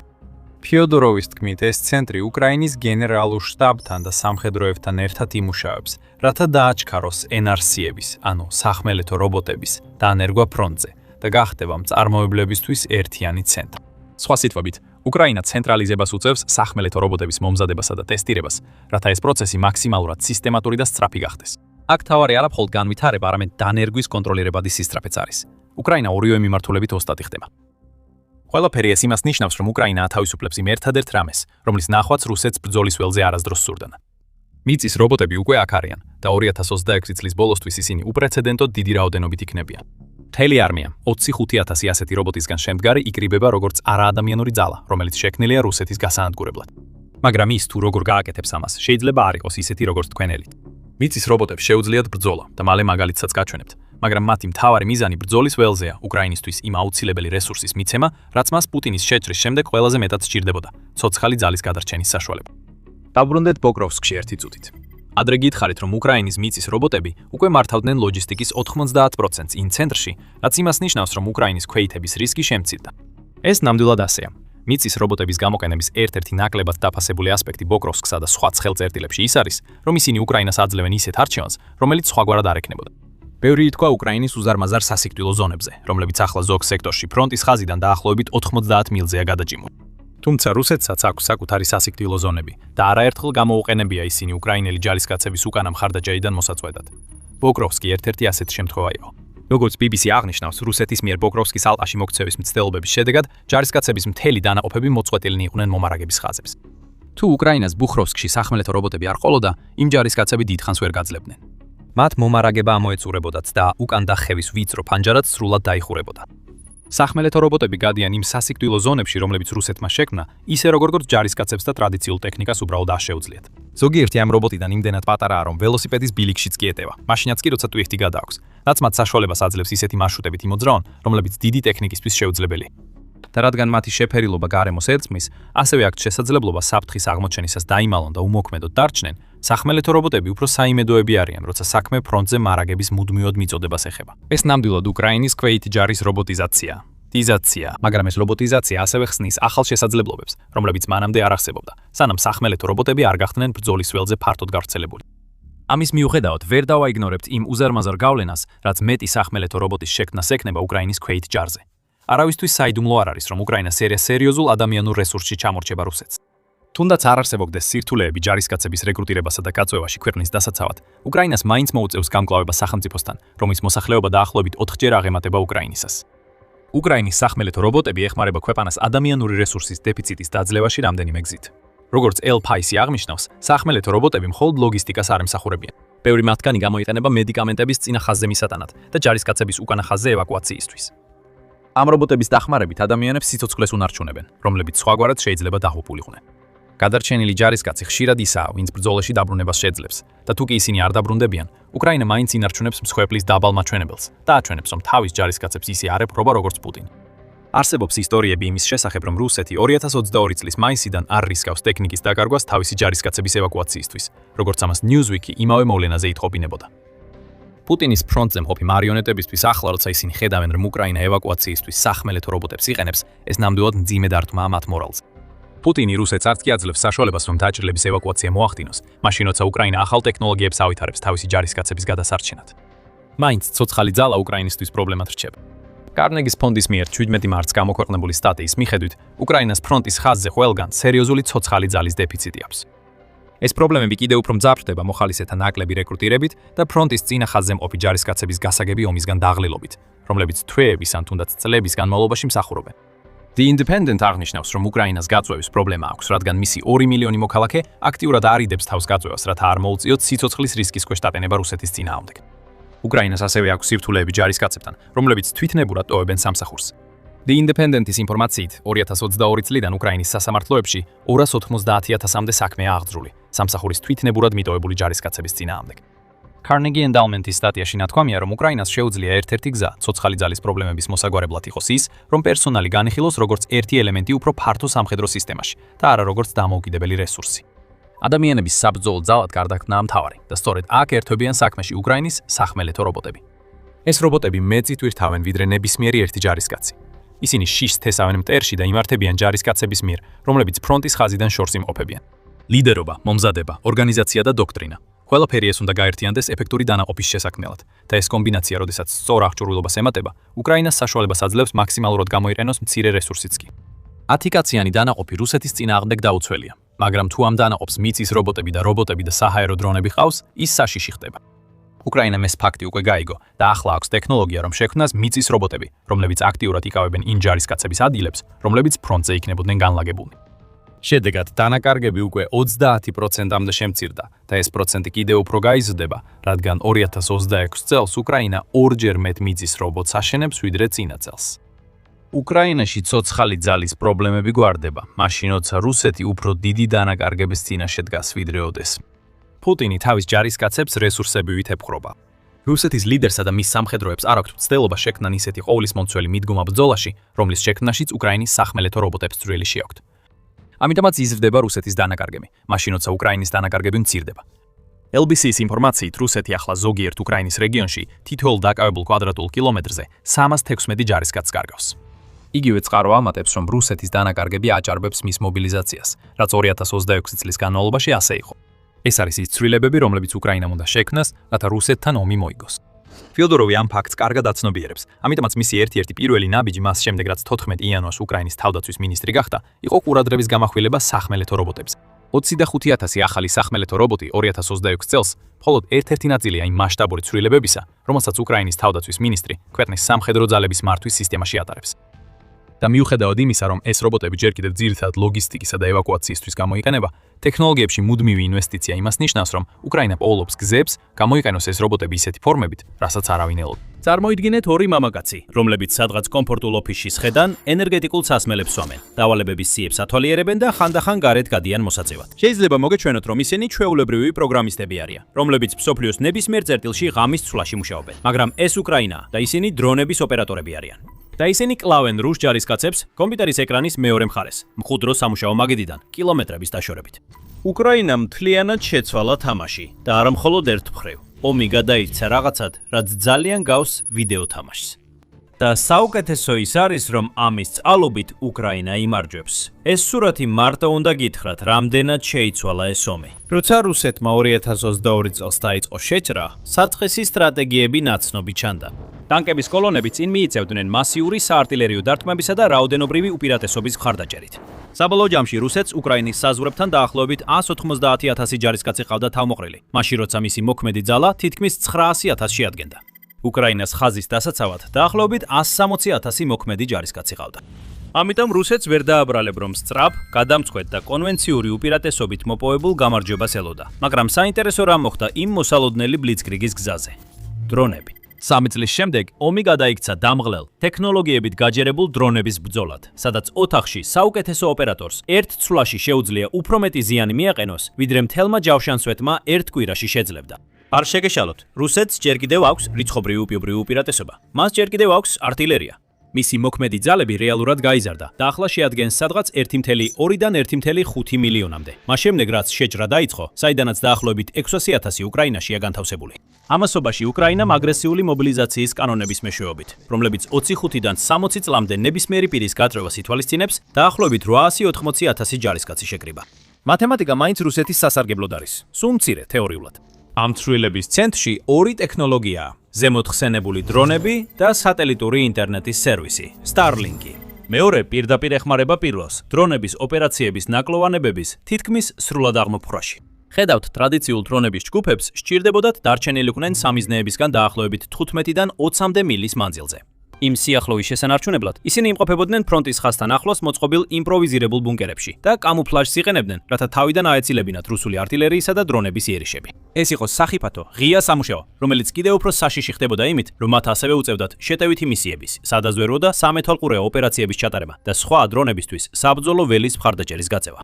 და როდესაც რუსეთმა გააუმჯობესა საკუთარი დრონების შესაძლებლობები, მაგალითად გამოიყენა ოპტიკურ ბოჭკოვანი FPV დრონები, რომლებიც სიგნალის ჩამქშობებს გვერდსუვლიან. ეს ფრონტისპირა პოზიციები კიდევ უფრო სასიკვდილო გახდა დასაკავებლად. მაგრამ ნემეზისის დანაყოფი, რომელიც ადრე ცნობილი იყო როგორც 412 ცალკეული უპილოტო სისტემების პოლკი, ერთ-ერთი წირველი იყო, ვინც დასვა მარტივი, მაგრამ რევოლუციურ ვიკითხო. რა მოხდებოდა თუ ოპერატორებს ფრონტთან ახლოს ყოფნა საერთოდ არ დასჭირდებოდათ? ამ კითხვაზე პასუხი Starlink-ია. სატელიტური ტერმინალის უშუალო დრონში ინტეგრირებით, თეფშის თვითფრინავის ზედა ნაწილზე დამაგრებით, დრონებს შეეძლოთ ინტერნეტთან დაკავშირება და მართვა დედამიწის ნებისმიერი წერტილიდან, სადაც სტაბილური კავშირი არსებობს. როგორც ერთ-ერთმა ნემესისის დრონის უშუალო შემქმნელმა თქვა, როცა დიდი იდეა გაჩნდა Starlink-ის დაყენების შესახებ, რადიო ჰორიზონტის პრობლემა გაქრა. ოპერატორსა და დრონს შორის მანძილს ზოგადად მნიშვნელობა აღარ ჰქონდა. ეფექტური მანძილის გაზრდით, Starlink-თან ინტეგრაცია მთლიანად შეცვალა ოპერაციული მოდელი და რისკისა და სარგებლის გაანგარიშება უკრაინისთვის. მიცის ეკიპაჟი მაინც უნდა იყოს შედარებით ახლოს ფრონტთან, იმდენად ახლოს, რომ შეძლოს დრონის გაშვება, მისი მოვლა ან საბრძოლო მომასალის ხელახლა დატვირთვა. მაგრამ პილოტები თავად შეიძლება ქვეყნის მეორე მხარეს იმყოფებოდნენ. შეგიძლიათ ყავდეთ ოპერატორი, რომელიც კიევში, თბილ ოფისში, მაგიდასთან ზის სმუზით და ერთ მისიონზე 3-დან 4 ჯგუფს აგდებს. შემდეგ შეიძლება გამოიძახონ ნამდვილი ჯარისკაცის შესაბამისი მომზადებით, რათა უბრალოდ ხელახლა შეეიარაღოს მოწყობილობა და დარწმუნდეს, რომ თავდაცვითი პოზიცია კვლავ დაცულია და უხილავია. და სიშორის შესახებ მტკიცებულება პირადად დააფიქსირეს Kiev Independent-ის ჟურნალისტებმა, რომლებმაც მთელი ღამის ცვლა გაატარეს ორ ნემესისის ოპერატორთან ერთად დაცულ ოფისში, უკრაინის რომელიღაც ადგილას, უყურებდნენ როგორ ატარებდნენ ისინი საბრძოლო მისიონებს, ორი დელის მონიტორიდან. ოლეგი ომამდე ვიდეო ოპერატორი იყო, ანტონი კი ინჟინერი იყო ბეტონის ქარხანაში. ორივე მოხალისედ დაიწყო 2022 წლის დასაწყისში და საბოლოოდ რუსების მიერ კონტროლირებადი ტერიტორიის სიღრმეში საბრძოლო გაფრენებს მართავდნენ, ყველაფერი ეს სამუშაო მაგიდის სკამიდან, დიდი ბუფერული ზონის მიღმა, სადაც ზემოდან артиლერიის ჭურვები არ გადიოდა. ეხლა სანამ ნემეზისის მიღწევებზე ვისაუბრებთ, ღირს ერთი წუთით შევჩერდეთ და გავიგოთ, როგორ მუშაობენ ეს აპარატები დღეს. რადგან დიდი განსხვავებაა იმაში, რომ დრონი ჩამოაგდებს ბომბს ტანკზე და იმ ტექნოლოგიურ ჯაჭვს შორის, რომელიც ამას შესაძლებელს ხდის. ნემეზისის დრონი და მისი ახალი მოდელები, როგორიცაა ვამპირი და კაიანი, დიდი ზომის კვადროკოპტერები ან ჰექსაკოპტერებია, რომლებსაც 4-დან 8-მდე როტორი აქვთ და ერთდროულად ტრიალებენ, რათა მნიშვნელოვანი ტვირთი აწიო. ნემეზისი თვითონ 4 ძრავას შორის სიგანეში 3 ფუტზე მეტია. თუ შევადარებთ ომის დასაწყისში გამოყენებულ კომერციულ ვიდეო დრონებს, რომლებიც კამიკაძედ იყენებდნენ მტრის წინააღმდეგ, ნემეზისი რეალურად სპეციალურად შექმნილი დარტყმის პლატფორმაა შესაბამისი მახასიათებლებით. თვითფრინავი ატარებს დაახლოებით 25 ფუნტ ასაფეთქებელ ნივთიერებას გარე საკით სისტემაზე, რომელიც ჩარჩოს ქვემოთ არის დამაგრებული. გამოშვების მექანიზმი ელეგანტურად მარტივია. ის შედგება სამაგრე ხვედისგან და საკეტიანი რგოლისგან, რომელიც თითოეულ საბრძოლო მასალას ადგილზე ამაგრებს. როდესაც ოპერატორი გამოშვებას აქტიურებს, საკეტი იხსნება, რგოლი თავისუფლდება და საბრძოლო მასალა ვარდება. საბრძოლო მასალების რეალური შემცველობა და დაყოფა შეიძლება გაიყოს ორ დიდ ასაფეთქებელზე გამაგრებული სამიზნეებისთვის, ან მაქსიმუმ 8 პატარა საბრძოლო მასალაზე, სუბუქი ტექნიკისა და პერსონალის წინააღმდეგ. ზოგი კონფიგურაცია ასევე ატარებს ტანკსაწინააღმდეგო ნაღმებს, რაც საშუალებას აძლევს დრონს დისტანციურად განათავსოს ასაფეთქებლები გზაზე ან სატრანსპორტო მარშრუტზე და შემდეგ დაბრუნდეს ბაზაზე. თუ საქმე უკიდურეს ზომამდე მივა, ეს ტანკსაწინააღმდეგო ნაღმები მაინც შესანიშნავი საჰაერო ასაფეთქებლებია, რადგან მათ შეუძლიათ გაანადგურონ ძველი ტანკები, როგორიც რუსეთს ბოლო წლებში სულ უფრო ხშირად გამოხავს ბრძოლის ველზე. დრონის სიჩქარეც გასაოცარია. მაქსიმალური სიჩქარე 40-დან 50 მილამდე საათში მერყეობს, რაც დამოკიდებულია ტვირთის ზონაზე. როგორც შეიძლება მიხვდეთ, მძიმე ტვირთი ამცირებს სიჩქარეს, მანძილსა და მანევრირებას, რაც იმას ნიშნავს, რომ ოპერაციების მართვას უწევს ბალანსის დაცვა, სასიკვდილო ძალასა და სისწრაფეს შორის. დრონის ნავიგაცია ხორციელდება GPS-ისა და სატელიტური კავშირის სისტემების კომბინაციით, სადაც ზემოხსენებული Starlink-ის ინტეგრაცია უზრუნველყოფს საკომუნიკაციო საფუძველს. ისინი იყენებენ მაღალი გამტარუნარიანობის CO-FDM რადიოკავშირს, რომელიც დაკავშირებულია ან მობილურ Starlink-ის მიწის სადგურთან, ან სხვა დრონთან, ეგრეთ წოდებული დედა დრონთან, რომელიც ახლოს მაღალ სიმაღლეზე დაფრინავს. მაგრამ ოპერატორის აღჭურვილობაში ყველაზე მნიშვნელოვანი ინსტრუმენტი თერმული კამერაა. უმეტესობა მისიებისა ღამით ტარდება, განსაკუთრებით იმიტომ, რომ თერმული გამოსახულება უფრო ეფექტურია სიბნელეში, სადაც სითბოს კონტურები ცივ ფონზე მკვეთრად ჩანს. ოპერატორი ძირითადად აკვირდება ბრძოლის ველს, შავ-თეთრი თერმული გამოსახულებით, სადაც თბილი ძრავა ან ადამიანი ნათელ თეთრ ფიგურად ჩანს, ხოლო ცივი მინდორი ნაცრისფრად. შემდეგ ჯავშან ტექნიკის, სარდლობის პუნქტის ან დამალული ჯარისკაცების ჯგუფის ამოცნობა საჭიროებს გამოცდილ თვალს, რომელსაც შეუძლია დაინახოს, სწორად გაანალიზოს და სწრაფად იმოქმედოს. ამიტომ არის ოპერატორების მომზადება ასეთი ინტენსიური. უკრაინის თავდაცვის სამინისტრო ხიად საუბრობს იმაზე, თუ რა სჭირდება ამ პლატფორმების მართვას. მოსწავლეები ატარებენ ინტენსიურ წურთნებს თერმული და ღამის ხედვის ოპტიკით. სწავლობენ კამუფლაჟირებული სამიზნეების და დაფარული პოზიციების ამოცნობას რეალისტურ საბრძოლო პირობებში. და მიწის ეკიპაჟს პირველივე დღიდან უნდა გაიაროს ასაფეთქებელი ნივთიერებების მართვის წურთნა, რადგან ისინი მუდმივად ამაგრებენ საბრძოლო მასალებს პატარა და მოქმედ საფრენაპარატებზე, რომლებიც უსაფრთხოდ უნდა იყოს დამუშავებული იმ მომენტამდე, სანამ ისინი მიწას მოწყდებიან. მიუხედავად იმისა, რომ ჯარისკაცები ბუნებრივად შეეფერებიან მიწის ეკიპაჟს, უკრაინამ შეძლო საოპერატორო მხარისთვის მოულოდნელი ნიჭიერი ადამიანების პოვნა – გეიმერები. ხელისა და თვალის კოორდინაციის საჭიროების გამო, სწრაფი მოძრაობებისთვის, ის, ვისაც აქვს გამოცდილება პირველი პირის შუტერ თამაშებში, უფრო მარტივად შეიძლება გახდეს დრონის მართვისთვის შესაფერისი. ასევე გასაკვირი არ არის, რომ დრონის მართვისთვის საჭირო ჰაპტიკური უკავშირი, როგორც უკრაინაში, ისე რუსეთში, კონსოლის კონტროლერების გამოყენებას განაპირობებს, როგორც დრონის მართვის მთავარ პლატფორმას. როცა მისია წარმატებით სრულდება, ეს დაახლოებით ასე გამოიყურება. დრონი მაღლა ადის, თერმული კამერა აქტიურდება. ნავიგატორი სამიზნის კოორდინატებს ამოიცნობს დაზვერვის პაკეტიდან. ოპერატორი დრონს მიზნის ზემოთ პოზიციაში აყენებს და გათვლას აკეთებს ჩამოგდებული ბალისტიკისთვის. ითვალისწინებს სიმაღლეს, სიჩქარეს და ქარს. შემდეგ თავად შეტევა უბრალოდ ნიშნავს საბრძოლო მასალის ერთ-ერთი ჩამოსაშვები მექანიზმის ზუსტად საჭირო მომენტში ამუშავებას. აფეთქებადი ვარდება, დრონი შორდება ადგილს და ეს დრონი, ან თუნდაც სხვა დრონი, ვიდეოს საშუალებით ადასტურებს მიზანში მოხვედრას, სანამ შემდეგი მისიისთვის მომზადებას დაიწყებს. მთელი პროცესი გაშვებიდან დადასტურებულ დარტყმამდე შეიძლება 1 საათზე ნაკლებ დროში განხორციელდეს. და როდესაც პილოტები მთელი ღამე მუშაობენ უსაფრთხო ოფისიდან, რომელიც ასობით მილითაა დაშორებული, ეს პროცესი შეიძლება თითოეულ ცვლაში რამდენჯერმე განმეორდეს, სხვადასხვა ადგილზე მყოფი ეკიპაჟების შეცვლით, ისე რომ არც ერთი ოპერატორი ფრონტის ხაზთან ახლოსაც კი არ მიდის. ეს არის ამ ომის ახალი რიტმი. არც სანგრებზე იერიშები, არც ტანკების კოლონები, არამედ ღამის ცვლის მისიის რიგი, რომელიც ეკრანზე მოდის და ჯოისტიკის ოპერატორის მიერ სრულდება, რომელიც მტრის არტილერიის დაბომბვის საფრთხის გარეშეა. ამ შესაძლებლობის შედეგები ბევრად ცდება ერთ შთამბეჭდავ მისიას. დაფიქრდით, რას ნიშნავს ეს რუსეთის ძირითადი სტრატეგიული უპირატესობისთვის. ბოლო 3 წლის განმავლობაში მოსკოვის ერთ-ერთი ყველაზე ეფექტური იარაღი იყო მისი მზადყოფნა, დაეხარჯა ადამიანური სიცოცხლეები. რუსეთმა განახორციელა მასიური შეტევები, სადაც ქვეითთა მასობრივი იერიშები მიზნად ისახავდა უკრაინის თავდაცვითი პოზიციების გადალახვას, ხოლო რაოდენობრივი უპირატესობით უზობით უზარმაზარი დანაკარგების ფასად მცირე წინსვლის მისაღწევად. ეს სტრატეგია გარკვეულწილად მუშაობს, რადგან რუსეთს ყავს საკმარისი მოსახლეობა მის შესანარჩუნებლად. უკრაინას კი არა. ეხლა თუ გსურთ მეტი გაიგოთ რუსულ ტაქტიკებებზე და რატომ ვერ აღწევენ ისინი წარმატებას, აუცილებლად გამოიწერეთ მილიტარი შოუ. ამ თემაზე გვაქვს 10-ობით ვიდეო. ყველა მათგანი შეიცავს მნიშვნელოვან სტატისტიკას და მთავარ მიზეზებს, თუ რატომ არის რუსეთის ეკონომიკა და მკაცრი პოლიტიკა დამნაშავე. მაგრამ თუ უკრაინა შეძლებს მთელი ფლოტის დისტანციურად მართვადი დრონების გამოყენებას, ისინი რუსეთს მთლიანად ართმევენ იძულების დრონების დანაყოფს არტილერიით ვერ დაასუსტებ. პილოტებს ვერ დაემუქრები, თუ ისინი არტილერიის მოქმედების არეში არ არიან. ადამიანური დანაკარგების ბალანსი საფუძვლიანად იცვლება. 412 ნემესისის პოლკმა ეს უკვე მასშტაბურად აჩვენა. ეს დანაყოფი ოფიციალურად 2023 წლის დეკემბერში ჩამოყალიბდა და მას კონკრეტული მისია დაევალა. რუსული საჰაერო თავდაცვის სისტემების განადგურება, ლოგისტიკური მარშრუტების დარღვევა და არტილერიის განადგურება. ეს გულისხმობდა ღრმა, მაღალი ღირებულების სამიზნეების ლიკვიდაციას, რაც მოითხოვდა რუსული ხაზების მიღმა შეღწევას და იმ ობიექტების განადგურებას, რომლებიც რუსეთს უსაფრთხოდ მიაჩნდა. 2025 წლის დასაწყისისთვის ამ დანაყოფს 10,000-ზე მეტი საბრძოლო გაფრენა ჰქონდა განხორციელებული.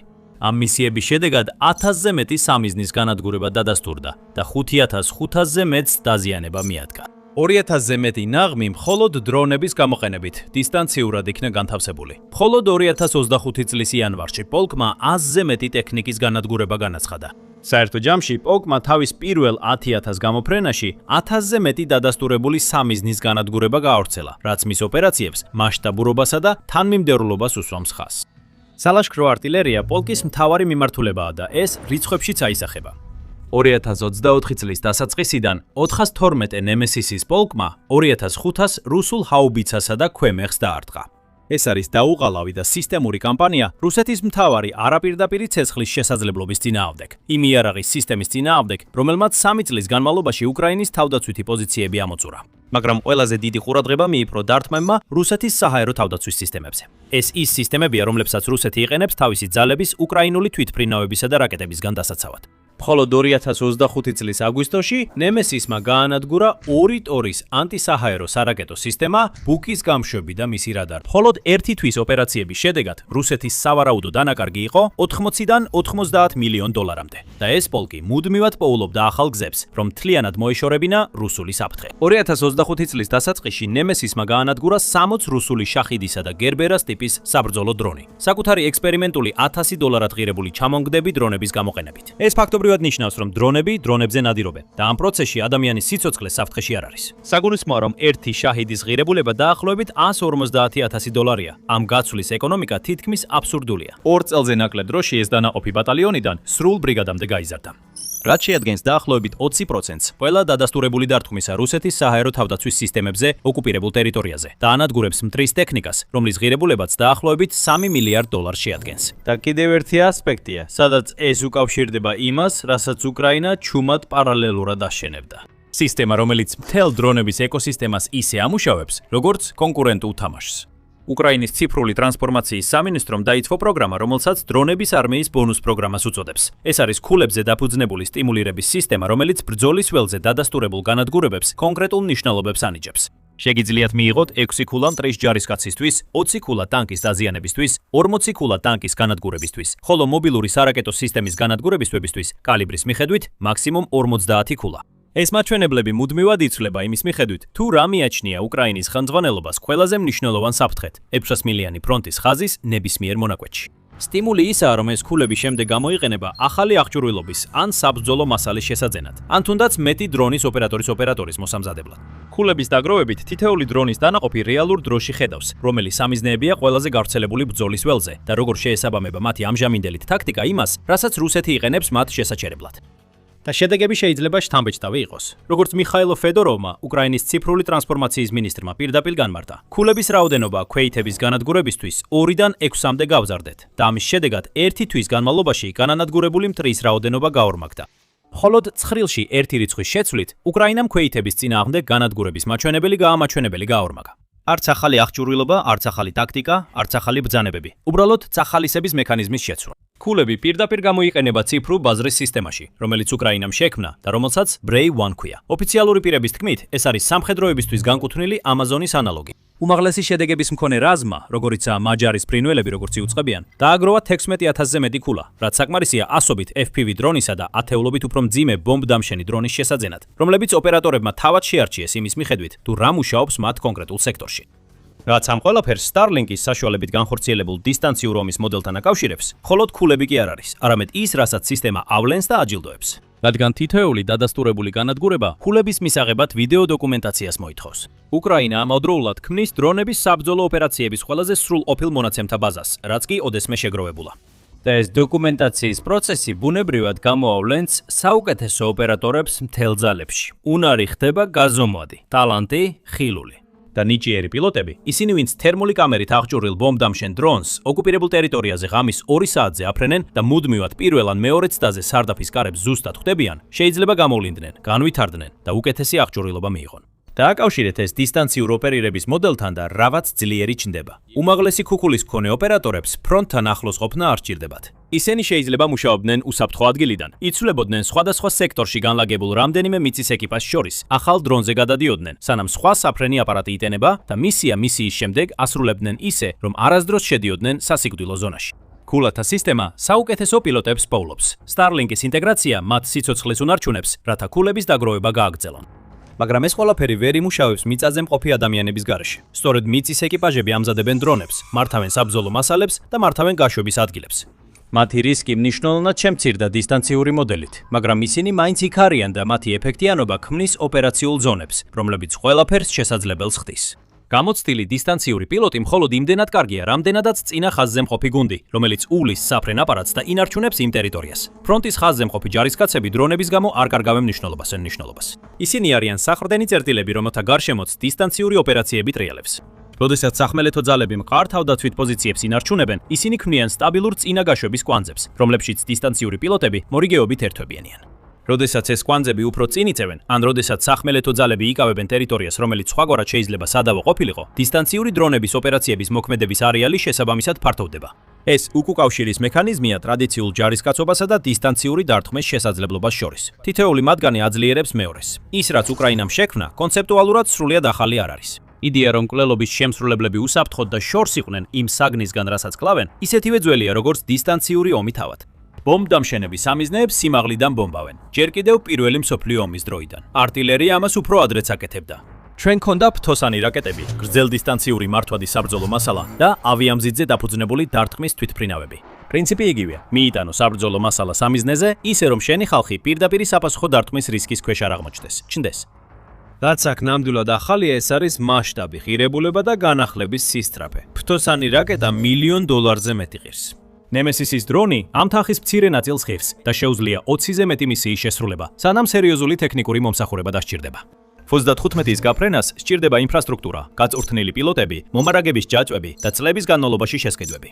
Starlink-ით აღჭურვილი მძიმე ბომბდამშენი შეიძლება აწყობილი იყოს უკრაინული სტარტაპის მიერ. განახლდეს პროგრამული უზრუნველყოფის პატჩით და გახდეს ოპერაციული ახალი დიზაინის კონცეფციის გამოცდიდან რამდენიმე კვირაში.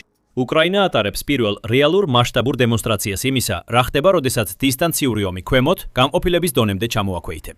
და ამას აკეთებს კომერციულად წარმოებული ტექნიკით, იმპროვიზირებული ინტეგრაციით და აპლიკაციაზე დაფუძნებული თამაშისებური სტიმულირების სტრუქტურით. ამ შედეგებს მსოფლიოს ყველა სერიოზული სამხედრო ძალა სწავლობს. რადგან თუ ქვეყანა, რომელიც თვეში 200,000 დრონს აწარმოებს სახელოსნოებში, რომლებიც 2022 წლამდე თითქმის არ არსებობდა, შეძლებს ეფექტური დარტყმის სიღრმის გასამაგებას და რუსულ ჯავშანს უსაფრთხო განლაგების ადგილების წართმევას, ფრონტიდან 90 მილში. და ციფრული ბაზრის მეშვეობით გამოავლინოს და დააჯილდოოს თავისი საუკეთესო ოპერატორები. წარმოიდგინეთ, რას შეძლებდა სრულად რესურსებით უზრუნველყოფილი ნატოს ძალა. წარმოიდგინეთ მთელი ეკიპაჟები, რომლებიც ასობით მილით არიან დაშორებულნი ფრონტის ხაზებიდან და აქვთ წვდომა მუდმივ სადაზვერვო დერეფნებზე, რომლებიც უზრუნველყოფილია სატელიტური გამოსახულებებით და FPV-სა და გრძელდისტანციური დრონების კომბინაციით, რაც 24 საათის განმავლობაში მუშაობს. მათ შეიძლებოდა შეესრულებინათ მოძებნა განადგურების მისია ისე, როგორც დისპეჩერი მგზავრუმგზავრობის შეკვეთებს ანაწილებს. მაგრამ ამ ეტაპზე უკრაინა ამ მომავლის მხოლოდ მონახაზ განიცდის, სადაც რამდენიმე ბიჭი სოფრის რაიონში, კარგოფრისში, დელის მონიტორებთან ზის, რუს ჯარისკაცებს ანადგურებს და მაღალი ქულის მოხსნას ცდილობს. თამაში შეიცვალა, უკრაინამ ეს მალე გაიგო. და თუ დანარჩენი მსოფლიო ყურადღებას აქცევს ამას, და ასე აგიდეც, ომების წარმოების წესესი აღარასოდეს დაბრუნდება ძველ ფორმატში. 1 ნაბიჯი, 2 ნაბიჯი, 3 ნაბიჯი, ბუმი. ეს არის ის, რაც უკრაინას რუსეთისთვის 2026 წელს აქვს დაგეგმილი, რადგან მან ახლახან წარმოადგინა გენიალური სამხრივი სტრატეგია, რომელიც მიზნად ისახავს რუსეთის ომის მკრისიერად დასრულებას. ეს ბრწყინვალეა. უკრაინის ინოვაციური სტრატეგების მიერ შემუშავებული ეს გეგმა შექმნილია იმისთვის, რომ რუსეთს დაარტყას იქ, სადაც ყველაზე მეტად სწკივა, როგორც უკრაინაში, ასევე თავად რუსეთის შიგნით. ასევე ეს გეგმა რუსეთს ართმევს იმ მთავარ უპირატესობებს, რაც ომის დაწყებიდან მოყოლებული ჰქონდა. დასჭით ვიდეოს ბოლომდე, სადაც გაჩვენებთ, როგორ აპირებს უკრაინა თავისი გეგმის რეალობად ქცევას, რათა რუსეთი პარალიზებამდე მიიყვანოს. მაგრამ ჯერ მოდით ყურადღება გავამახვილოთ 3-დან პირველ ნაბიჯზე. უკრაინის ცის სამუდამო დახურვაზე რუსეთისთვის. უკრაინის თავდაცვის მინისტრი მიხაილო ფედოროვი ამბობს, რომ ეს იქნება პირველი ეტაპი სამსაფეხურიანი გეგმისა, რომელიც სრულად დაასრულებს რუსეთის ომს უკრაინის წინააღმდეგ. ტელეგრამზე გამოქვეყნებულ პოსტში ფედოროვმა ამ სტრატეგიის მიზეზი განმარტა და აღნიშნა: ცივილური მოსახლეობისა და ინფრასტრუქტურის დაცვა ჩვენი მთავარი პრიორიტეტია. ჩვენი მიზანია რეალურ დროში საჰაერო საფრთხეების 100%-ის იდენტიფიცირება და მინიმუმ 95% რაკეტებისა და დრონების ჩამოგდება. საკმაოდ ნათელია, რატომ იწყებს უკრაინა რუსეთზე დამანგრეველი გეგმის განხორციელებას საჰაერო თავდაცვის გაძლიერებით. რუსეთის დრონები, რაკეტები და მართვადი ბომბები ალბათ ყველაზე მნიშვნელოვანი იარაღებია პუტინისთვის, არა მხოლოდ უკრაინის სამხედრო ძალების დასასუსტებლად, არამედ მისი მოსახლეობის დასაშინებლადაც. მხოლოდ იანვარში რუსეთმა უკრაინის მიმართულებით 81 ბალისტიკური რაკეტა გაუშვა, რაც პუტინის შეჭრის შემდეგ ყველაზე მაღალი თვიური მაჩვენებელია. ეს 81 ბალისტიკური რაკეტა იმ ავიაიერიშების ნაწილი იყო, რომლის დროსაც რუსეთმა უკრაინის მიმართულებით სულ 158 რაკეტა, დაახლოებით 5500 მართვადი ავიაბომბა და 6000-ზე მეტი საბრძოლო დრონი გაუშვა. საკმაოდ ნათელია, რომ პუტინის გეგმა უკრაინის საჰაერო თავდაცვა გადატვირთოს და რუსეთი ამაში ბევრად უკეთესად ახერხებს, ვიდრე უკრაინაში ვინმეს სურდა. მთელი ზამთრის განმავლობაში რუსეთმა უკრაინის ენერგოსისტემაზე ინტენსიური შეტევა განახორციელა, რის შედეგადაც იანვრის ბოლოს ერთ მომენტში 1,2 მილიონზე მეტი უკრაინელი ელექტროენერგიის გარეშე დარჩა. რუსეთის საჰაერო დარტყმები უფრო ხშირად სამოქალაქო პირებს ესქმის თავს, ვიდრე სამხედროებს. ამას ვხედავთ იმ სამოქალაქო მსხვერპლის რაოდენობაშიც, რაც უკრაინამ განიცადა. გაეროს ადამიანის უფლებათა უმაღლესი კომისრის მიერ შეგროვებული მონაცემების მიხედვით, რუსეთმა 2026 წლის 31 იანვრამდე უკრაინას 46550 სამოქალაქო მსხვერპლი მიაღენა. ეს ნიშნავს, რომ 15172 სამოქალაქო პირი დაიღუპა და 41378 დაიჭრა. და ეს მხოლოდ ის მსხვერპლია, რომლის დადასტურებაც გაეროს შეძლო. არასწორია იმის თქვა, რომ ეს მსხვერპლი მხოლოდ საჰაერო დარტყმებმა გამოიწვია, მაგრამ ისინი ალბათ ყველაზე დიდი მიზეზია, რადგან რუსეთის რაკეტები, დრონები და ბომბები თითქმის ყოველ კვირას ცვივა უკრაინის ქალაქებზე. ფიოდოროვი განმარტავს, რომ უკრაინას უკვე აქვს გეგმა რუსეთის საჰაერო თავდასხმების ზემოქმედების შესამცირებლად, რომლის დასრულებაც ასევე დაასრულებს უკრაინის სამსაფეხურიანი სტრატეგიის პირველ ეტაპს. მრავალდონიანი მცირე საჰაერო თავდაცვის სისტემის შექმნა და ჩამჭერების რაოდენობის ზრდა უკვე დაწყებულია. ნიშნულოვანი ორგანიზაციული ცვლილებები უკვე დაწყებულია, აცხადებს ფიოდოროვი და ამატებს, რომ როდესაც ცა დაცულია, ქვეყანა ფუნქციონირებს. ჩამჭერების ხსენება მნიშვნელოვანია. ერთ-ერთი მთავარი როლი, რომელსაც რუსეთის შეტევითი ტიპის დრონები ასრულებენ, გარდა იმისა, რომ ზიანს აყენებენ თუ მიზანს მიაღწევენ, არის უკრაინის საჰაერო თავდაცვის რესურსების ამოწოვა. შაჰიდის ტიპის დრონის წარმოება რუსეთს მხოლოდ დაახლოებით $35000 უჯდება და ეს ნამდვილად არ არის ის მიზანი, რაზეც უკრაინას სურს დახარჯოს საჰაერო თავდაცვის რაკეტა, რომელიც შეიძლება 5-ჯერ ან 10-ჯერ მეტი ღირდეს. უკრაინისთვის ბევრად უკეთესია შეიმუშაოს საჰაერო თავდაცვის ისეთი ფორმა, რომელიც საშუალებას მისცემს შაჰიდის ტიპის დრონების განადგურებას იარაღით, რომლის წარმოებაც ნაკლებად ღირს, რაც თავის მხრივ ნიშნავს, რომ რუსეთი უფრო მეტ ფულს ხარჯავს, ვიდრე შეუძლია უკრაინიდან ამოიღოს თავისი დრონების ტალღებით. შემოდის ინტერსეპტორი დრონი. United 24 მედიამ 24 თებერვალს განაცხადა, რომ უკრაინამ მნიშვნელოვნად გაზარდა თავისი ინტერსეპტორი დრონების ეფექტიანობა, რომლებიც ახლა უკრაინისკენ გაშვებული რუსული ჭურვების 30% განადის განადგურებაზეა პასუხისმგებელი. თითოეული ამ დრონის წარმოება იაფია და მას მასშტაბურად შეუძლიათ აწარმოონ, უკრაინა თითო დრონზე მხოლოდ $3000-დან $5000-მდე ხარჯავს. სხვა სიტყვებით რომ თქვათ, ინტერსეპტორი, რომელიც შაჰიდის ტიპის დრონს ანადგურებს, არა მხოლოდ უკრაინის შიგნით არსებულ ობიექტს იცავს, არამედ რუსეთს $35000 უჯდება. ეს რიცხვი გაამრავლეთ 1000-ობით განადგურებულ შაჰიდზე და მიიღებთ, რომ უკრაინა შედარებით მცირე თანხას ხარჯავს, რათა რუსეთის სამხედრო ბიუჯეტში უზარმაზარი ხელი გააჩინოს. ეს შეიძლება იყოს მცირე მინიშნება უკრაინის ახალი სტრატეგიის მესამე ეტაპისთვის, მაგრამ სანამ მასზე გადავიდოდეთ, საჭიროა მეორე ეტაპზე ვისაუბროთ. თუ ცადაცულია და იდეალურ შემთხვევაში უკრაინა რუსეთის რაკეტების 95%-ს იჭერს, უკრაინელი სამოქალაქო პირები და ჯარისკაცები ადგილზე შეძლებენ უფრო ნაკლები შიშით იმუშაო. ისინი ასევე შეძლებენ ყურადღება გაამახვილონ მთავარ ამოცანაზე, აიძულონ რუსეთი დაკარგოს ჯარისკაცები და ტექნიკა უკრაინაში თითოეული დაკავებული ტერიტორიისთვის. აქ მთავარი იდეაა, რომ გამანადგურებელი თავდაცვა ისეთივე ეფექტურია, როგორც ძლიერი შეტევა, რადგან ის რუსეთს აყენებს ისეთ მდგომარეობაში, სადაც მას უწევს გაცილებით მეტი რესურსის დახარჯვა ვიდრე აქვს. და ეს არის მეორე ეტაპი. რუსეთი გამოფიტონ ხმელეთზე, ზღვაზე და კიბერსივრცეში. ამ მიმართულებებიდან პირველი, როგორც ჩანს, ფიოდოროვის მთავარი ყურადღების საგანია, როგორც ის განმარტავს თავის Telegram პოსტში. წინა ხაზი მტკიცე დგას უკრაინელი ჯარისკაცების შეურყეველი გმირობის წყალობით. მტერი უკრაინის ყოველი კილომეტრისთვის ფასს იხდის. დონეცკის რეგიონში თითოეულ კვადრატულ კილომეტრზე 146 ჯარისკაცია. ჩვენი მაჩვენებელია 200-ზე მეტი მოკლული ოკუპანტი, თითოეულ კვადრატულ კილომეტრზე, აცხადებს ფიოდოროვი. ლოგიკა აქ საკმაოდ მარტივია. რუსეთს ყავს X რაოდენობის ჯარისკაცი. თუ უკრაინა შეძლებს გაანადგუროს Y რაოდენობა, რაც თითოეულ კვადრატულ კილომეტრზე X-ზე მეტია, მაშინ ის მთლიანად გაანადგურებს რუსეთის სამხედრო ძალას. უკრაინას ჯერ კიდევ ბევრი აქვს გასავლელი თუ ამ მიზნის მიღწევას აპირებს. 2025 წელს რუსეთმა შეძლო უკრაინაში 4831 კვადრატული კილომეტრის დაკავება ომის კვლევის ინსტიტუტის, ანუ ISW-ის მონაცემებით. ეს მაჩვენებელი შეიძლება სადავო იყოს, რადგან რუსეთმა 2025 წლის ბოლოსკენ დაიწყო ტერიტორიის დაკავების ცრუ განცხადებების გაკეთება, რომელიც რეალურად არ დაუკავებია, რადგან პუტინი ცდილობდა რაიმე ბერკეტი მოეპოვებინა, რომელიც მშვიდობის მოლაპარაკებებში გამოიყენებოდა. მაგრამ თუ ამ რიცხვს მოცემულობად მივიღებთ, შეგვიძლია გამოიყენოთ იგი იმის დასათვალად, რამდენი დანაკარგი ჰქონდა რუსეთს თითოეულ კვადრატულ კილომეტრზე 2025 წელს. სტრატეგიული და საერთაშორისო კვლევების ცენტრის მიხედვით, რუსეთს გასულ წელს დაახლოებით 415000 დანაკარგი ჰქონდა. თუ ამ რიცხვს 4821-ზე გავყოფთ, თითოეულ კვადრატულ კილომეტრზე თითქმის 86 რუსი ჯარისკაცის დანაკარგს მივიღებთ. ფიოდოროს ამ მაჩვენებელზე ორჯერ მეტზე მეტი სურს. ეს საერთოდ შესაძლებელია. თუ 2026 წლის დასაწყისს გავითვალისწინებთ, უკრაინა უკვე შეიძლება სწორ გზაზე იყოს. ISW-ის მიერ 20 თებერვალს გამოქვეყნებული ანგარიშის მიხედვით, რუსეთმა 1 იანვრიდან 19 თებერვლამდე სავარაუდოდ უკრაინის 562 კვადრატული კილომეტრი დაიკავა, რადგან ISW-ის ანგარიშის მომზადებისთვის დრო დასჭირდებოდა 20 თებერვლის გამოქვეყნებამდე. ეს ნიშნავს 50 დღიან ომს, რომლის განმავლობაშიც რუსეთმა საშუალო დღეში 11.44 კვადრატული კილომეტრი უკრაინის ტერიტორია დაიკავა. ამ რიცხვს თუ იანვრის 31 დღეზე გამამრავლებთ, მივიღებთ 345.64 კვადრატულ კილომეტრს. ალ-ჯაზირას ინფორმაციით, უკრაინის შეფასებით, იანვარში რუსეთს 31680 დანაკარგი ჰქონდა. სწრაფი გამოთვლით ვიგებთ, რომ რუსეთის დანაკარგების მაჩვენებელი თითოეულ მოპოვებულ კვადრატულ კილომეტრზე ახლა 99.3-ს შეადგენს. ეს 2025 წელთან შედარებით დიდი ზრდა არ არის, მაგრამ ზრდაა. და ეს პირველი ნაბიჯია იმისკენ, რომ უკრაინა მიაღწიოს თითოეულ კვადრატულ კილომეტრზე 200 დანაკარგს, რასაც ფიოდოროვი სურს იხილოს. ამ ამბავში კიდევ ერთი მცირე მოულოდნელობაც არის, რომელსაც მალე გაგიმხილთ. უკრაინის თავდაცვის მინისტრი ამ ჯადოსნურ 200 რიცხვს უწოდებს იმ დანაკარგის მაჩვენებელს, რომელიც უკრაინამ უნდა მიაყენოს რუსეთს, რათა უკრაინაში წინსვლა შეუძლება ხდებელი გახდეს. 200-მდე თითოეულ კვადრატულ კილომეტრზე დანაკარგების ზრდა მაინც აიძულებს რუსეთს, რომ შეანელოს ტემპი.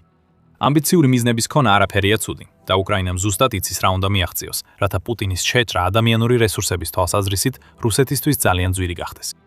ასევე არსებობს ნიშნები, რომ უკრაინა წარმატებით მიიწევს იმ გზაზე, რომელიც რუსეთს აიძულებს ადამიანური რესურსების შესახებ რთული გადაწყვეტილებები მიიღოს. უპირველეს ყოვლისა ჩანს, რომ რუსეთის რეკრუტირება იშლება. ტელეგრაფის ინფორმაციით დასავლელი ანალიტიკოსები მიიჩნევენ, რომ ბოლო 3 თვის განმავლობაში თებერვლამდე რუსეთი ნაკლებ ჯარისკაცს იძენს, ვიდრე ომში კარგავს.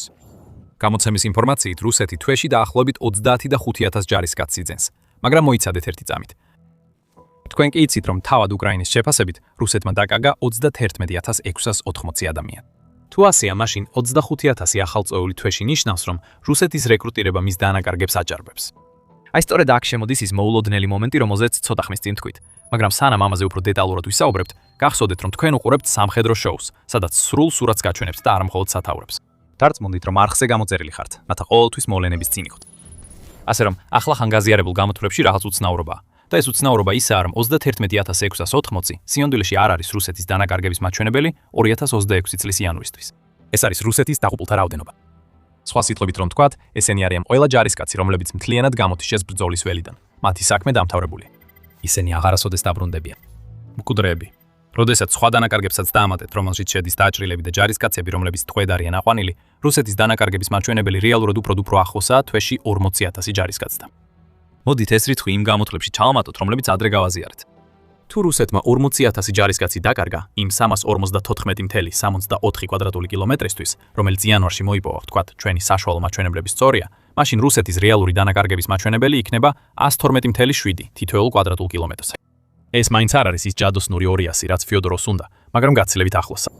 თუ უკრაინა შეძლებს 2026 წლის განმავლობაში გააძლიეროს რუსეთის ძალების განადგურება 200 დაღუპული თითოეულ კვადრატულ კილომეტრზე, ეს ამბიციური მიზანი შეიძლება მალე აღარ ჩანდეს მიუღწეულ ოცნებად და უფრო რეალობად იქცეს, რაზეც რუსეთს აბსოლუტურად არ ექნება პასუხი. არტიომ ბელენკოვის თქმით, რომელიც უკრაინის ძლიერ ნემესისის ბატალიონის შტაბიონის შტაბის უფროსია, უკრაინის მიზანია გააფართოვოს თავისი სასიკვდილო განადგურების ზონები, ანუ დრონებით სავსე თავდაცვები, რომლებიც უკვე ანადგურებენ რუსეთის ჯარისკაცებს. მიზანია მათი ზომა 25 კილომეტრით, ანუ დაახლოებით 15.5 მილიით გაზარდონ. თუ რუსები ჩვენს პოზიციამდე მივლენ, ისინი სრულიად გამოფიტულები უნდა იყვნენ და 20-დან 25 კილომეტრამდე უნდა კონდეთ გავლილი, ეუბნება ბელენკოვი ევრაქტივს. და ეს მარტივი ლოგიკაა. ყოველი დამატებითი კილომეტრი, რომელიც რუსმა ჯარისკაცებმა უნდა გაიარონ სასიკვდილო ზონებში, მეტ დროს აძლევს უკრაინას, რომ იპოვოს და გაანადგუროს ისინი მანამდე, სანამ გამაგრებულ პოზიციებამდე მიაღწია. სიკვდილი უკვე ელოდება რუსების უმრავლესობას, ვინც ამ სასიკვდილო ზონებში მოხვდება. ამ ზონების გაზრდა და კიდევ უფრო მომაკვდინებელი გახდება, რაც უკრაინას დაეხმარება კიდევ უფრო მიუახლოვდეს 200 რუსი დაღუპულის მაჩვენებელს თითოეულ დაკავებულ კვადრატულ კილომეტრზე. ფიოდოროვს კიდევ მეტი იდეა აქვს, რასაც ის თავის ტელეგრამ პოსტში ხსნის. ჩვენ ვიცით, როგორ მივახციოთ ამას. არსებობს კონკრეტული გადაწყვეტილებებისა და პროექტების სია, შესყიდვების სისტემის გაუმჯობესებიდან და ძირითადი რეფორმის დასრულებიდან დაწყებული, მონაცემებზე დაფუძნებული წვრთნისა და სარდლობის სისტემების გარდაქმნით დამთავრებული, ამბობს უკრაინის თავდაცვის მინისტრი. როგორც ჩანს, უკრაინის მთელი სამხედრო სტრუქტურის მასშტაბური გარდაქმნა მიმდინარეობს. და თუ ეს გარდაქმნა უფრო ეფექტიან დანაყოფებს, მონაცემების უკეთეს გამოყენებასა და სწრაფ შესყიდვებს გამოიწვევს, ეს კიდევ უფრო მეტ რუსულ დანაკარგებში აისახება. რუსეთს თითოეული ასეთი დანაკარგი ფულად უჯდება, ისევე როგორც აღჭურვილობის დაკარგვა, რომელიც ხშირად ამ დანაკარგებს თან ახლავს. და ეს კარგად გადაგვიყვანს სამფაზიანი სტრატეგიის მესამე ეტაპზე, სადაც უკრაინა გააგრძელებს იმაზე მუშაობას, რასაც უკვე რამდენიმე თვე აკეთებს. რუსეთს წაართვას ის ეკონომიკური რესურსები, რომლებიც ომისთვის სჭირდება. ფიოდოროვი ისევე კარგად აცნობიერებს როგორც ხვები, რომ რუსეთს ყოველთვის შეუძლია მეტი იყიდოს, როცა ფული აქვს. ხელშეკრულების გაფორმების საფასური შეიძლება გაიზარდოს, რათა მოხალისეები დაითანხმონ კონტრაქტზე ხელმოწერაზე, რომლებიც სხვაგვარად შეიძლება საერთოდ არ მიახლოებულიყვნენ უკრაინას. ფული რუსეთს საშუალებას აძლევს ააშენოს რაკეტები და სხვა იარაღი, რომლებიც ყველა გამოიყენება უკრაინის წინააღმდეგ. თუ გადაჭრით არტერიებს, რომლებიც რუსეთში ფულს აწვდის, შექმნით სახელმწიფოს, რომელსაც აღარ შეუძლია დააფინანსოს პუტინის სიგიჟის ომი. ომი გრძელდება, რადგან რუსეთს აქვს ფული რაკეტებისთვის და დრონებისთვის, ჯარისკაცების კონტრაქტებისთვის, პროპაგანდისთვის, აცხადებს ფიოდოროვი. და მიზეზი, რატომაც რუსეთს შეუძლია ამ ყველაფერზე ასე დიდი თანხები დახარჯოს, მის ყველაზე მნიშვნელოვან რესურსს, ნავთობს უკავშირდება. ამიტომ უკრაინის სამნაწილიანი სტრატეგიის მესამე ნაწილი გულისხმობს, რომ ის თავის პარტნიორებთან ერთად პირდაპირ დაუპირისპირდება რუსეთის ჩრდილოვან ფლოტს. რუსეთი მას მთელ მსოფლიოში ყიდის ეგრეთ წოდებულ ჩრდილოვანი ფლოტის მეშვეობით. სწორედ ამ ბიუჯეტიდან ფინანსდება ომი. თუ ეს არხი გადაიკეტება, ომის რესურსები მკვეთრად შემცირდება. რა არის საჭირო? უფრო ძლიერი სანქციები, პარტნიორებთან კოორდინაცია, ჩრდილოვანი ფლოტის წინააღმდეგ ბრძოლის სტრატეგია, პარტნიორებთან ერთად ერთობლივი მოქმედებების ზღვაზე, ამბობს ფიოდოროვი და ის აბსოლუტურად სწორ გზაზე. ჩრდილოვანი ფლოტი რუსეთისთვის სიცოცხლის ხაზი იყო, მას შემდეგ რაც პუტინმა შეიჭრა. როდესაც სანქციებმა რუსეთზე მძიმედ იმოქმედა, პუტინმა ააგო მოძველებული ტანკერების ფლოტი, რომელსაც რუსეთი წლების განმავლობაში იყენებს სანქციების თავიდან ასაცილებლად. ჩრდილოვან ფლოტთან დაკავშირებული მონაცემები ბუნდოვანია, რაც ფლოტის ბუნებიდან გამომდინარე გასაკვირი არ არის. უკვე დეკემბერში United 44 მედიამ გაავრცელა ინფორმაცია, რომ ჩრდილოვან ფლოტში 1240-ზე მეტი ხომალდია, რომლებიც ერთად რუსეთიდან საზღვარგარეთ გატანილი ზღვით ნავთობის დაახლოებით 79%-ს ატარებენ. სტრატეგიული და საერთაშორისო კვლევების ცენტრის მიხედვით, რუსეთის ჩრდილოვანი ფლოტი წელიწადში 87-დან 100 მილიარდ დოლარამდე შემოსავალს გამოიმუშავებს, რაც მთლიანად კრემლს შეუძლია დაბეგროს და პუტინის უკრაინაში შეჭრის გაუმაძღარი სურვილის დასაკმაყოფილებლად გამოიყენოს. ეს არის ეკონომიკური არტერია, რომელიც უკრაინამ უნდა გაწყვიტოს. ჩრდილოვანი ფლოტის განადგურება რეალურად არ არის გამოსავალი, თუმცა უკრაინამ გარკვეულ წარმატებას მიაღწია წარსულში ჩრდილოვანი ფლოტის გემებზე თავდასხმებით, მათ შორის დეკემბერში კენდილზე განხორციელებული იერიშით, როდესაც უკრაინამ დრონები ხმელთაშუა ზღვაში გაგზავნა. 1200-ზე მეტი გემი უზარმაზარი რაოდენობაა. რუსეთს ასევე შეუძლია მეტი იყიდოს, განსაკუთრებით იმიტომ, რომ ის ყიდულობს მოძველებულ ტანკერებს, რომლებიც ძლივ ზღა არიან ზღვისთვის ვარგისი, ასე რომ ჩრდილოვანი ფლოტის გემებს დაბალ ფასად იღებს. რაც უნდა მოხდეს, როგორც ფიოდოროვი ამბობს, არის უკრაინასა და მის მრავალ პარტნიორს შორის თანამშრომლობის გაძლიერება, რათა ჩრდილოვან ფლოტს ბევრად გაუჭირდეს ნავთობის მიტანა იმ ქვეყნებში, სადაც რუსეთი ყიდის. სანქციები და ბლოკადები ეხმარება, თუმცა რუსეთი ხშირად სწრაფად ახერხებს ორივეს თავიდან აცილებას, დროშების შეცვლით და ახალი ფიქტიური კომპანიების შექმნით, რომლებიც მალავენ საიდან მოქმედებენ ჩრდილოვანი ფლოტის გემები. იზოლირებული დაყადაღებები ასევე ხდება სათაურებში, როგორც სამეფო გაერთიანებული სამსახურების ინსტიტუტი აღნიშნავს, მაგრამ ისინი საკმარისი არ არის მთელი ფლოტის შესაჩერებლად. რაც ნამდვილად უნდა მოხდეს, როგორც რუსი ამბობს, არის ის, რომ კოლექტიურმა დასავლეთმა უნდა შეწყვიტოს ჩრდილოვანი ფლოტის ხელშეწყობა ტანკერების გაყიდვით და რუსეთისთვის სანქციების თავიდან აცილების გამარტივებით. საბერძნეთი გამოკვეთილია როგორც ქვეყანა, რომელსაც ევროკავშირის ფარგლებში რუსეთის წინააღმდეგ სანქციები აქვს, მაგრამ ამავდროულად რუსეთს ჩრდილოვანი ფლოტის გაზრდაში დაეხმარა გემების გაყიდვით. რუსეთისთვის და სავარაუდოდ უკრაინისთვისაც რეალური ცვლილება მხოლოდ მაშინ მოხდება, თუ დასავლეთი ერთობლივად საქმით გაამყარებს თავის ჩრდილოვანი ფლოტის წინააღმდეგ მიმართულ რიტორიკას. გადადგმულია გარკვეული პოზიტიური ნაბიჯები. მაგალითად, 7 ქვეყნის ჯგუფმა შექმნა ჩრდილოვანი ფლოტის სამუშაო ჯგუფი, რომელსაც შეუერთდა ნორდილ-ბალტიური რვიანიც, რათა შეიქმნას ქვეყნების ქსელი, რომელიც ჩრდილოვანი ფლოტის წინააღმდეგ ბრძოლას ეწევს. რუსი ამატებს, რომ ასეთი სამუშაო ჯგუფებისთვის სასარგებლო იქნება სამხრეთ ჩინეთის ზღვის ქვეყნების ჩართონ, სადაც ჩრდილოვანი ფლოტის გემები დაუსჯელად მოქმედებენ და უკვე საფრთხე შეუქმნეს სხვა საზღვაო მოძრაობას. მოკლედ, კიდევ უფრო მეტი უნდა გაკეთდეს. და თუ უკრაინა შეძლებს თავისი სამსაფეხურიანი გეგმის პირველი ორი ეტაპის დასრულებას, მას მეტი შესაძლებლობა ექნება პარტნიორებთან ერთად ჩრდილოვანი ფლოტის განადგურებაზე კონცენტრირდეს. კოორდინირებული კამპანია კონფისკაციების და ხრელების დახურვის მიმართულებით რუსეთს მილიარდობით დოლარს დააკარგვინებს ნავთობის გარიგებიდან და ეს ყველაფერი ფულია, რომელსაც კრემლი ვერ დააკისრებს გადასახადს იმ დროს, როცა მისი ბიუჯეტის დეფიციტი უკვე, როგორც ჩანს, 3-ჯერ გადააჭარბებს იმ ოფიციალურ მიზანს, რომელიც რუსეთმა 2026 წლისთვის დაისახა. ყოველი ეკონომიკური ზიანი, რომელსაც უკრაინა რუსეთს მიაყენებს, ვლადიმერ პუტინის საომარ მანქანას აზიანებს. ფიოდოროვის თქმით, საბოლოოდ უკრაინა სურს, რომ შეჭრა რუსეთისთვის ისეთივე ეკონომიკურად არამომგებიანი გახდეს, როგორიც სამხედრო თვალსაზრისითაა. ეხლა ვიდეოს დასაწყისში გთხოვთ დარჩეთ ბოლომდე, სადაც გაგიმხელთ, როგორ აპირებს უკრაინა ამ გეგმის რეალობად ქცევას. ეხლა კი უნდა დავსვათ კითხვა, როგორ უნდა განახორციელოს სამსაფეხურიანი გეგმა. სამსაფეხურიანი განხორციელების პროცესის შექმნით. საკუთარი Telegram პოსტის დასასრულს ფიოდოროვმა გაამხილა 3 რამ, რაც უკრაინამ უნდა გააკეთოს, რათა თავისი ამბიციური გეგმები რეალობად აქციოს. პირველ რიგში პარტნიორობების გაძლიერება. მომგებიანი თანამშრომლობა, რათა წელს საერთაშორისო დახმარების რეკორდული მოცულობა მივიღოთ. დრონების შეძენა, სამხედროებისთვის სტაბილური გადახდები, საჰაერო თავდაცვის გაძლიერება და თავდაცვის სისტემების სხვა საჭიროებების შესრულების პირველი ეტაპის მიზნებია, აცხადებს ფიოდოროვი. დაამატეთ ის, რასაც უკრაინა აპირებს ჩრდილოვანი ფლოტის მიმართულებით და მიიღებთ ქვეყანას, რომელიც აცნობიერებს, რომ ურთიერთობების გაძლიერება მათთან, ვინც ეწინააღმდეგება იმას, რასაც პუტინი აკეთებს, რუსეთს ბევრად უფრო დაასუსტებს. შეეხება მეორე ნაბიჯს, ეს მთლიანად კრევზე ტექნოლოგიური ციკლის ყოველ ეტაპზე მინიმუმ 10 ნაბიჯით წინ ყოფნა, ინოვაციების ომში ლიდერობის შენარჩუნება. ასე აყალიბებს ამას ფიოდოროვი. და ეს ის სფეროა, სადაც უკრაინამ თავი გამოიჩინა. როგორც ნაციონალური ინტერესი ამბობს, უკრაინა გადაიქცა ფოლადის ზღარბად, რომელიც ყოველ ჯერზე ჩხლეთს რუსეთს, როცა პუტინი შეტევას უბრძანებს. უწყვეტი ინოვაცია განსაზღვრავს ყველაფერს, რასაც უკრაინა აკეთებს. იმდენად, რომ რუსეთისთვის მიყენებული დანაკარგების დაახლოებით 80% უპილოტო აპარატების მეშვეობით ხდება. თავისი ჩამჭერი დრონების გეგმით, უკრაინა ახლა ამ ინოვაციას საჰაერო თავდაცვისკენ მიმართავს. მეტი კიდევ იქნება, რადგან ახალი უპილოტო აპარატები იქმნება და უკრაინა სულ უფრო მეტად იტანებს ხელოვნურ ინტელექტს, ისეთი გზებით, რაზეც რუსეთს ოცნებაც კი არ შეუძლია. უკრაინამ ომის მათემატიკაში უნდა გამოიჩინოს თავი. სხვა სიტყვებით რომ ვთქვათ, რაც უფრო მეტი მონაცემი აქვს უკრაინას, მით უფრო მეტად შეუძლია რუსეთს ავნოს. დელტას საშუალებით იბალ სისტემის წყალობით, ჩვენ უკვე ვიღებთ მაღალი ხარისხის მონაცემებს ბრძოლის ველიდან. შემდეგი ნაბიჯი მონაცემების გადაქცევაა გადამწყვეტ ძალად, რომ მეტი დავინახოთ, უფრო სწრაფად ვიფიქროთ და უფრო ზუსტად დავარტყათ, ამბობს ფიოდოროვი. მონაცემების საშუალებით უკრაინა შეუძლია დაინახოს მოახლოებული საჰაერო დარტყმები. ის შეუძლია მეტი გაიგოს ჩრდილოვანი ფლოტის გემების შესახებ, რაც საშუალებას აძლევს პარტნიორებთან ერთად იმუშაოს მათ გასაჩერებლად და შეუძლია განსაზღვროს, რამდენად წარმატებულია მისი ძალისხმევა, რა სჭირდება შეცვლას იმისთვის, რომ მიაღწიოს მიზანს, თითო კვადრატულ კილომეტრზე 200 რუსი მსხვერპლი. მონაცემები ყველაფერია უკრაინისთვის და ისინი კვებავენ იმ ინოვაციას, რომელიც მეორე ეტაპის განუყოფელი ნაწილია მისი სამფაზიანი სტრატეგიის განხორციელებისთვის. რაც ყველაფერში ჩანს ისაა, რომ ფიოდოროვს მკაფიო გეგმა აქვს და ეს გეგმა იმდენად არამიწიერია, რომ შეიძლება რუსეთის მთელი შეჭრა გაანადგუროს. უკრაინის ზოგიერთ ნაწილში ფიოდოროვის გეგმა, განსაკუთრებით ინოვაციებისა და დანაკარგების მიყენების მხრივ, უკვე კარგად მიმდინარეობს. ლაზარის ჯგუფი წარმოადგენს ყველაფერს, რაც ფიოდოროვს სურს იხილოს მთელ უკრაინის არმიაში. უკრაინის მასშტაბით შეუმჩნევალ სარდაფებში ჩუმი რევოლუცია მიმდინარეობს.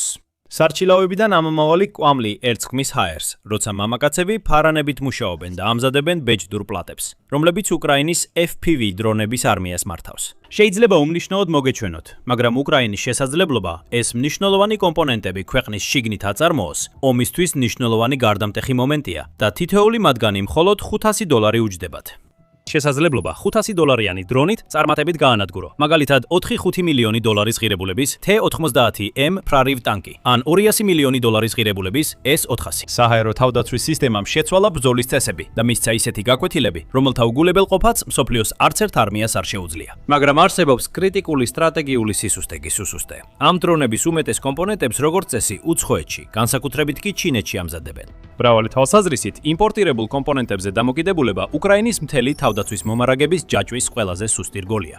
მაგრამ ახლა, როდესაც უკრაინა ამ კომპონენტების წარმოებას საკუთარ ქვეყანაში იწყებს, ის კვლავ ახორციელებს ინოვაციებს, ისე რომ მთელი მსოფლიო ყურადღებით ადევნებს თვალს. განსაკუთრებით რუსეთი, რომელიც ამ ცვლილებების მთავარ დარტყმას მიიღებს და მათი შეჩერება არ შეუძლია. აი რატო არის უკრაინის მცდელობა ჩინეთისგან დამოუკიდებელი დრონების წარმოებისკენ ასეთი მნიშვნელოვანი არა მხოლოდ უკრაინისთვის, არამედ მთელი მსოფლიოს სამხედროებისთვის. ბოლო დროის სამხედრო მოვლენებიდან ცოტას თუ შეუძლია შეედაროს მასშტაბით და სისწრაფით იმ გარდაქმნას, რაც უკრაინამ დრონების სფეროში განახორციელა, 2022 წელს უკრაინამ სავარაუდოდ სულ რაღაც 3000-დან 5000-მდე დრონი აწარმოა. 2024 წლისთვის ეს რიცხვი 2.2 მილიონამდე გაიზარდა, ხოლო 2025 წელს სავარაუდოდ 4.5 მილიონი დრონი იქნება წარმოებული. ზედა ზღვარზე ეს 3 წელიწადში 900-ჯერ გაზრდას ნიშნავს. თუმცა ამ საწარმოო სასწაულის მიღმა კრიტიკული სტრატეგიული სისუსტე იმალება. თითქმის ყველა დრონის კომპონენტი ძირითადად ჩინეთიდან იყო მოწოდებული. და მიუხედავად იმისა, რომ ჩინეთი ხშირად ამტკიცებს თითქოს უკრაინის ომში ნეიტრალურია, მას აქვს ყოვლის მომცველი სტრატეგიული პარტნიორობა რუსეთთან და არა უკრაინასთან. ომის საწყის ეტაპებზე უკრაინელი მწარმოებლები დრონების აწყობისთვის საჭირო თითქმის ყველა დეტალს ჩინურ კომპანიებში ყიდულობდნენ. სინამდვილეში 2023 წელს კიევმა შეიძინა DJI Technology Company-ის მიერ წარმოებული Mavic-ის კვადროკოპტერების გლობალური წარმოების 60%. Mavic-ი ინდუსტრიის სტანდარტული კვადროკოპტერია როგორც სამოქალაქო, ასევე სამხედრო FPV გამოყენებისთვის. და მისი DJI დრონების ოჯახი ფლობს ASHS-ის კომერციული დრონების ბაზრის 90%-მდე წილს და გლობალური სამომხმარებლო დრონების ბაზრის 80%-ს. რაც უფრო მნიშვნელოვანია, უცხოური კომპანიები, რომლებიც საკუთარ დრონებს აწარმოებენ, ასევე დიდწილად დამოკიდებულნი არიან ჩინეთზე კომპონენტების მისაღებად. მაგალითად, მცირე ლითიუმ-იონური ბატარეები, რომელსაც აწარმოებს Contemporary Amperex Technology Company Limited, მსოფლიოში ყველაზე დიდი ბატარეების მწარმოებელი მოცულობით. ასე იყო უკრაინაშიც. ეხლა უკრაინაში დრონების წარმოება ჩინური კომპონენტებით მეტნაკლებად გამართულად მიმდინარეობდა. სანამ მოულოდნელად ასე აღარ იყო. 2023 წლის ივნისში ჩინეთმა მიიღო გადაწყვეტილება. შეეზღუდა გრძელდისტანციური დრონების ექსპორტი, რომელთა წონა 15.5 ფუნტზე მეტია, როგორც უკრაინაში, ასევე რუსეთში. ჩინეთმა განაცხადა, რომ ეს ნაბიჯები გადაიდგა იმისთვის, რომ მისი დრონები ომში არ გამოყენებულიყო. თუმცა ეს არგუმენტი უსაფუძვლოდ ჟღერს, რადგან ჩინეთი კვლავ აწვდიდა რუსეთს სტრატეგიულად მნიშვნელოვან ორმაგი დანიშნულების ტექნოლოგიებს, როგორიცაა ნახევარგამტარები და დრონების ძრავები, მოსკოვთან მისი შეზღუდვების არ მქონე პარტნიორობის. უკრაინა ასეთ სარგებელს ვერ იღებს. შემდეგ ვითარება კიდევ უფრო გაუარესდა. 2024 წლის 1 სექტემბერს ჩინეთმა ექსპორტზე შეზღუდვები დააწესა ჩინეთში წარმოებულ დრონებსა და დრონების კომპონენტებზე, უკრაინისა და რუსეთისთვის, მათ შორის ფრენის კონტროლერებზე, ნახშირბადის ჩარჩოებზე, ძრავებზე, რადიომოდულებსა და ნავიგაციის კამერებზე. ეს სერიოზული დაბრკოლება იყო უკრაინული დრონების წარმოებისთვის. მანამდე ოლექსეს გრებინის თქმით, დრონების კომპონენტების ადგილობრივი მწარმოებლები არ არსებობდა და არავინ ფიქრობდა მათზე. გრებინი არის კომპანია MotorG-ის აღმასრულებელი დირექტორი, რომელიც დღეს უკრაინაში დრონებისთვის ელექტროძრავების უმსხვილესი მწარმოებელი. 2023 წლიდან MotorG-ის პროტოტიპის შექმნას 7 თვე დასჭირდა, ხოლო მასობრივი წარმოების დაცვებას 1 წელი და 6 თვე. 2025 წლის ბოლოსთვის MotorG-ის წარმოება თვეში თითქმის 100,000 ძრავას უახლოვდებოდა. ძირითადად FPV დრონებისთვის და ოდნავ უფრო დიდი ოპტიკურ ბოჭკოვანი დრონებისთვის, რომლებსაც 15 დუიმამდე ჩარჩოები სჭირდებათ. მაგრამ MotorG სულაც არ არის ერთადერთი უკრაინული კომპანია, რომელიც დრონის კომპონენტებს ადგილობრივად აწარმოებს. როდესაც ჩინეთის ექსპორტის აკრძალვები პირველად ამოქმედდა, უკრაინამ მაშინვე დაიწყო აშშ-სა და განსაკუთრებით ევროპელ პარტნიორებში ალტერნატივების ძებნა. მაგრამ ეს იდეალური გამოსავალი ნამდვილად არ აღმოჩნდა. საბოლოო ჯამში ჩინეთის დომინირება დრონების კომპონენტების გლობალურ ბაზარზე იმდენად გადამწყვეტია, რომ აუცილებელი დრონების კომპონენტების უმეტეს ევროპელ მომწოდებელს თავად არ ატარმოებს ისინი. ისინი ფაქტობრივად შუამავლები არიან ჩინური კომპანიებისთვის. ეს ქმნის ორ პრობლემას: შეზღუდულ ხელმისაწვდომობას და მაღალ ფასებს. კომპონენტები ხშირად უბრალოდ ხელმისაწვდომი არ არის, ხოლო როცა არის, ისინი ფასების ხელოვნურად გაზრდის, რისკის ქვეშ არიან. მოხსენებები მიუთითებს, რომ ზოგიერთი კომპონენტის ფასი გასამაგდა მას შემდეგ, რაც ჩინეთის სანქციები დაწესდა. მაგალითად, დრონების ძრავებთან დაკავშირებით გრებინი ამბობს, რომ ევროკავშირს არც ერთი არ აქვს. არსებობს ბრენდები, მაგრამ ისინი რეალურად ჩინეთში მზადდება. ჩვენ ვესაუბრებოდით 3 ქვეყნის წარმომადგენლებს, რომლებსაც სურთ საკუთარი ძრავების წარმოების ლოკალიზაცია, მაგრამ ჯერჯერობით ისინი დაგეგმვის ეტაპამდეც კი არ მისულან. უთხრა მან Kyiv Independence 2025 წლის აგვისტოში. ასე რომ MotorG-მ დაიწყო საკუთარი ძრავების წარმოება, თუმცა ისეთი კომპონენტები, როგორიცაა მაგნიტები და ძაბვის ტესტერები, ძირითადად მაინც ჩინეთიდან უნდა შემოიტანონ.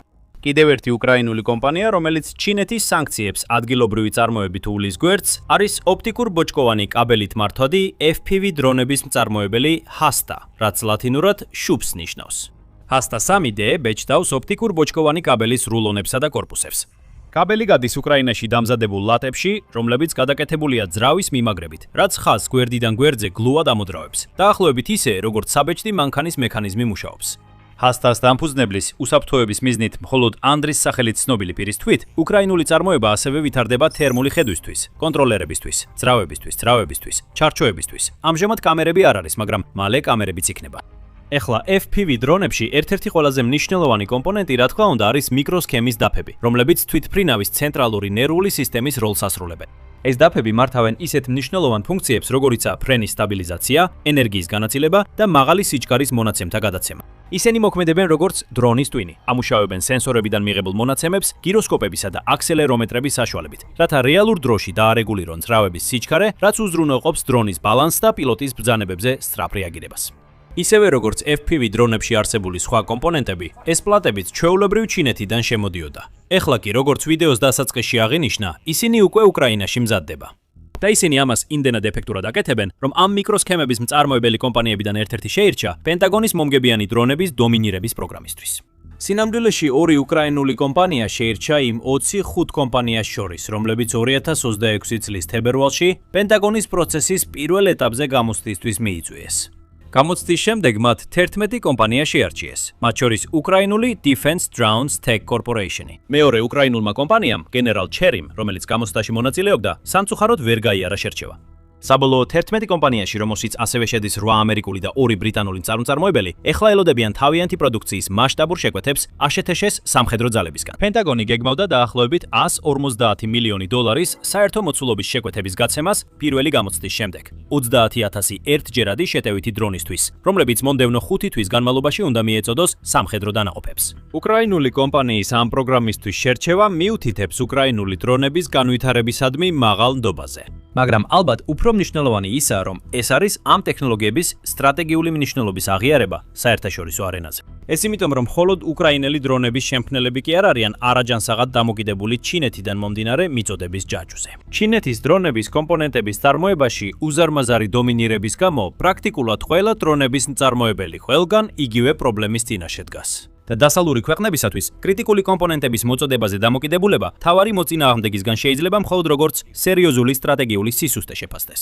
დასავლელი დრონების მწარმოებლები ჩინეთის სანქციებითა და ექსპორტის შეზღუდვებით უკრაინის მსგავსად დაზარალდნენ. მაგალითად 2024 წლის ოქტომბერში ჩინეთმა შეაჩერა დრონების ბატარეების გაყიდვა Skydeos-თვის, რომელიც აშშ-ის უდიდესი კომერციული დრონების მწარმოებელია, კომპანიის მიერ ტაივანისთვის გაყიდვების გამო. ამ აკრძალვა მნიშვნელოვნად შეამცირა Skydeos წარმოების შესაძლებლობები, რის გამოც კომპანიას მოუწია რუსული ბატარეების გამოყენება 2025 წლის გაზაფხულამდე და ამ პროცესში შეიზღუდა უკრაინისთვის ხელმისაწვდომი ამერიკული დრონების მიწოდება. მაგრამ საქმე მხოლოდ დრონებს არ ეხება. ჩინეთის კონტროლი მრავალ მნიშვნელოვან ნომარაგების ჯაჭვზე ქმნის იმავე თუ არა უფრო დიდ სტრატეგიულ სისუსტეს კოლექტიური დასავლეთის მრავალი შეიარაღების სისტემისთვის.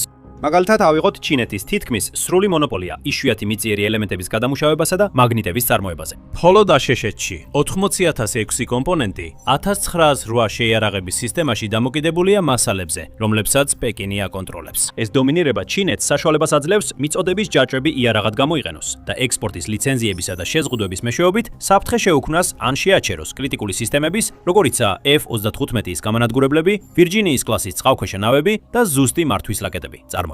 ახალი ჩინური კონტროლი, რომელიც 2025 წელს შემოიღეს პრეზიდენტ დონალდ ტრამპის ტარიფების ომის პასუხად, ექსპორტისთვის ლიცენზიების მიღებას ითხოვს. თუნდაც უმცირესი რაოდენობით ჩინური წარმოშობის იშვიათი მიწების შემცველობით, ფაქტობრივად ბლოკავს უცხოური წარმოების მოწყობილობებს, რომლებიც ჩინურ ტექნოლოგიას ან მასალებს იყენებს. ამ კონტროლებმა ფასების მკვეთრი ზრდა გამოიწვია ისეთ მნიშვნელოვან ელემენტებში, როგორიცაა გალიუმი, რაც მიწოდების ჯაჭვის გაურკვევლობასა და თავდაცვის კონტრაქტორებისთვის წარმოების შესაძლო შეჩერებას იწვევს. როგორც Trent Emenke ამბობს, რომელიც პენტაგონის თავდაცვის ინოვაციების განყოფილებაში გუნდს ხელმძღვანელობს და სამხედრო დანიშნულების დრონებს ამტკიცებს, ჩინეთს შეუძლია დრონების ინდუსტრია გლობალურად 1 წლით გააჩეროს. ეს ეროვნული უსაფრთხოების საკითხია არა მხოლოდ შეერთებული შტატებისთვის, არამედ მთელი დასავლეთისთვის.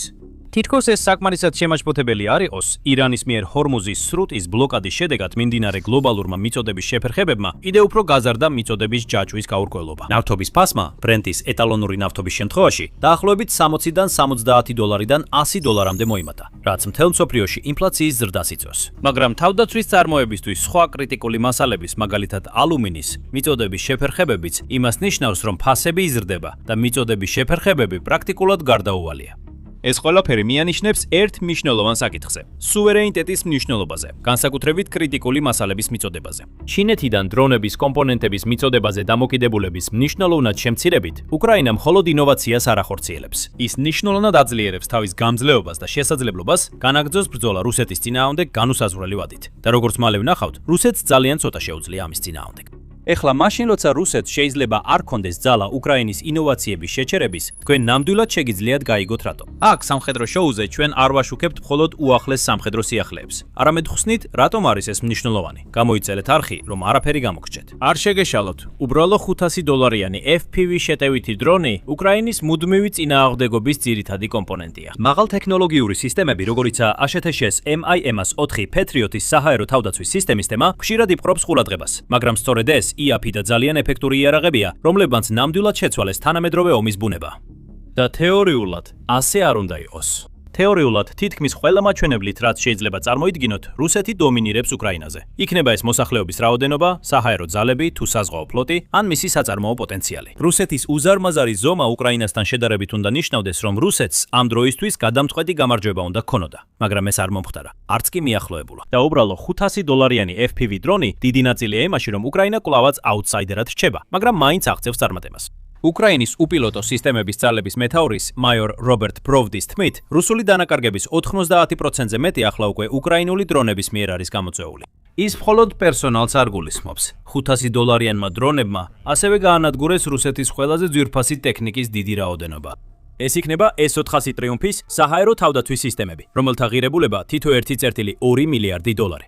T-90M ტანკები, თითო 4.5 მილიონი $. თუ ბერიევ A-50 Mainstay ადრეული გაფრთხილებისა და კონტროლის თვითმფრინავები, თითო 300 მილიონი $. Tupolev Tu-22M, 3 Backfire სტრატეგიული ბომბდამშენები, თითო 100 მილიონი $. ან Skat 450M, მაღალი კლასის სადაზვერო დრონები, თითო 400,000 $. არც ერთი მათგანი არ არის დაცული ამ მინიატურული მკვლელების წინააღმდეგ. ალბათ ყველაზე მნიშვნელოვანია ის, რომ უკრაინის $500 დრონებმა გაათანაბრეს ძალთა ბალანსი. როცა საქმე ეხება უკრაინის, შეიძლება ითქვას ყველაზე დიდ მინუსს ამ ომში, ცოცხალი ძალის ნაკლებობას. რუსეთის მიერ უკრაინაში შეჭრის შემდეგ 2022 წლის თებერვალში უკრაინა აღმოჩნდა რაოდენობრივად ნაკლებობაში, როგორც საარტილერიო ჯურვების, ასევე ცოცხალი ძალის მხალისმხრივ. ამიტომ ფრონტის ხაზზე მყოფმა ჯარისკაცებმა დაიწყეს IAP ჩინური დრონების მოდიფიცირება და მათ თვითნაკეთ ბომბდამშენებად გადააქციეს. ეს გადამთხვეთ ინოვაციად იქცა. როგორც იგნატ ბუიაკინი, უკრაინული თავდაცვის დრონების დამფუძნებელი იხსენებს, ქვეყანა გადაარჩინეს $500 ნაიდმა დრონებმა და ეს თითქმის არ არის გადაჭარბება. 10,000-ობით ტექნიკა და 100,000-ობით რუსი ჯარისკაცი უკრაინულმა FPV დრონებმა დააზიანეს და მწყობრიდან გამოიყვანეს. ომის მიმდინარეობისას ამ IAP იარაღების ძალის გამამრავლებელი ეფექტი ის, რომ მათ ბევრად უფრო ძვირადღირებული სისტემების მწყობრიდან გამოყვანა შეუძლიათ. ორივე მხარისთვის შეუძლებელი გახდა უგულებელყოფა. FPV დრონები თავდაპირველად მფრინავი კამერები იყვნენ.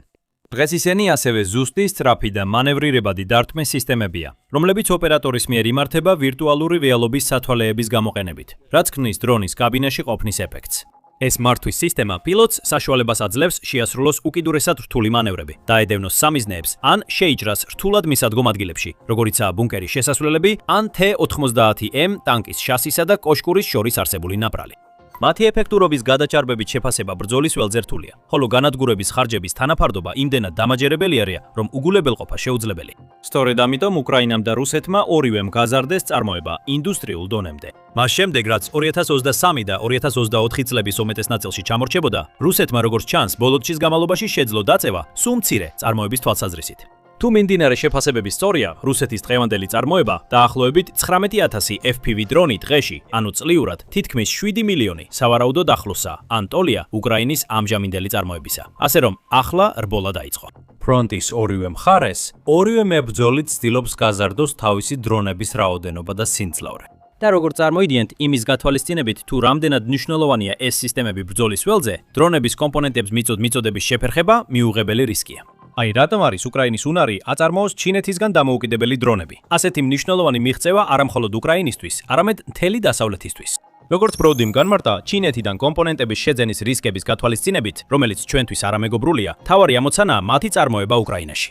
ის ამატებს, რომ უკრაინელი მწარმოებლის ძალა იმაში მდგომარეობს, რომ იმპორტის ჩანაცვლება უკვე განხორციელდა. ეხლა უკრაინული ინოვაცია მხოლოდ ძრავებსა და ელექტრონულ დაფებზე არ შემოიფარგლება. უკრაინელი ინჟინრები და დეველოპერები აქტიურად მუშაობენ იმისთვის, რომ დრონების წარმოების სრული პროცესი ქვეყანაში გადაიტანონ. ეს მათ სრულ დრონულ სუვერენიტეტს მისცემს, რასაც ამჟამად მხოლოდ ჩინეთი ამტკიცებს სრული დარწმუნებით. ბუიაკინის თქმით, როდესაც უკრაინულმა თავდაცვითმა დრონებმა წარმოება 2023 წელს დაიწყეს, ყველა კომპონენტი ჩინური იყო. ერთი წლის განმავლობაში კარბონის ჩარჩოების და ანტენების წარმოებაც ლოკალიზებული გახდა. კომპანია ამჟამად დღეში 15,000-მდე ანტენას აწარმოებს, რაც ლოკალიზაციის მასშტაბებსა და დაგროვილ გამოცდილებას უსვამს ხაზს, მაგრამ აქ არ გაჩერებულა. 2025 წლისთვის კომპანიამ წარმოება გააფართოვა და დაიწყო ფრენის კონტროლერების, სიჩქარის რეგულატორების, რადიო მოდემებისა და ვიდეო გადაცემის სისტემების წარმოებაც. ფაქტობრივად მისი ყველა კომპონენტი ეხლა უკვე უკრაინული წარმოებისა, გარდა კამერებისა. მაშინაც კი ბულიაკინი ამბობს, რომ FPV დრონის კამერების წარმოების ტექნოლოგია უკვე არსებობს ევროპაში. თუმცა დღემდე კომპანია მათ სხვა უკრაინული კომპანიისგან ყიდულობდა, რომელიც მათ ევროპული ნაწილებისგან აწარმოებს.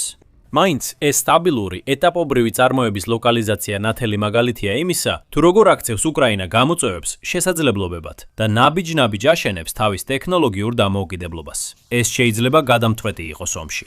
რაც უფრო მეტად შეძლებს უკრაინა თავისი თავდაცვითი საჭიროებების დამოუკიდებლად წარმოებას, მით უფრო დამოუკიდებელი და საბოლოოდ სუვერენული ქვეყანა გახდება. ეს მხოლოდ ტაქტიკური უპირატესობა არ არის. თავდაცვის სუვერენიტეტი უკრაინას მნიშვნელოვან ბერკეტს შეიძლება მისცეს, თუ და როცა ომის დასრულების სერიოზული სამშვიდობო მოლაპარაკებები საბოლოოდ დაიწყება. როგორც უკრაინის პრეზიდენტის ოფისის ხელმძღვანელის მოადგილე და სამხედრო მრჩეველი პოლკოვნიკი პაულო პოლისა ამბობს. თუ ჩვენ ვახორციელებთ იმპორტს, ეს ნიშნავს დამოკიდებულებას, ხოლო ნებისმიერი დამოკიდებულება ნიშნავს სუსტ პოზიციას. ეს მოიცავს პარტნიორებზე დამოკიდებულებასაც.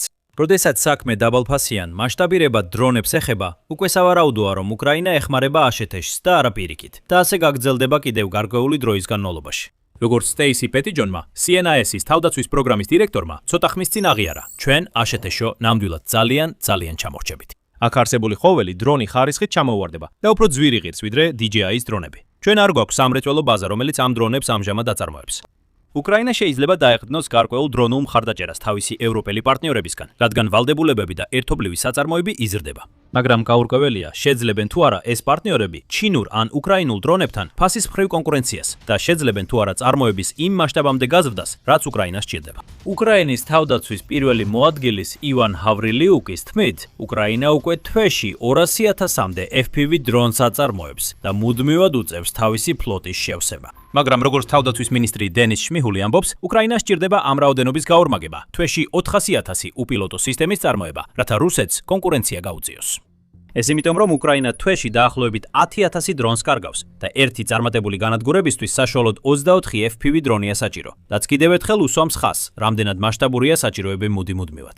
ასევე არსებობს არასასიამოვნო ფაქტი, რომ ისევე როგორც უკრაინაში, ევროპულ ან ამერიკულ დრონებშიც თითქმის აუცილებლად არის მრავალი ჩინური კომპონენტი. ამიტომ ისინი ისეთივე მოწყვლადები არიან მიწოდების შეფერხებებისა და ჩინეთის ექსპორტის კონტროლის მიმართ. სინამდვილეში ჩინეთის დომინირება დრონების კომპონენტების ბაზარზე იმდენად ძლიერია, რომ სადაოა საერთოდ შესაძლებელია თუ არა სრულად არაჩინური დრონის წარმოება. მაგალითად, მაშინ როცა უკრაინაში თავად ამზადებენ დრონების ნახშირბადის ჩარჩოებს, თავად ნახშირბადი როგორც წესი ჩინეთიდანა, რადგან იქ მნიშვნელოვნად იაფია.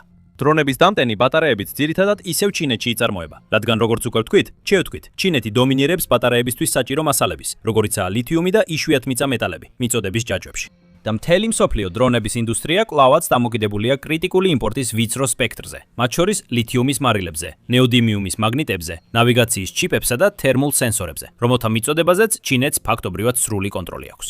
მართლა ასეა. უკრაინის თავდაცვის ინდუსტრიის საბჭოს, რომელიც ადგილობრივი იარაღის მწარმოებლების ასოციაციაა, მონაცემებით, მისი წევრი კომპანიების მხოლოდ 5%-მა, მათ შორის ქვეყნის უმსხვილესმა კომპანიებმაც კი, განაცხადეს, რომ არ იყენებენ ჩინეთში წარმოებულ კომპონენტებს. შედარებისთვის წევრი კომპანიების 28%-მა განაცხადა, რომ არ იყენებს ტაივანში წარმოებულ კომპონენტებს, ხოლო 40%-მა აღნიშნა, რომ არ იყენებს აშეჩეში წარმოებულ კომპონენტებს. თუმცა უკრაინისთვის რისკები იმდენად მაღალია, რომ ასეთი აშკარა სტრატეგიული სისუსტის უყურადღებოდ დატოვება დაუშვებელია.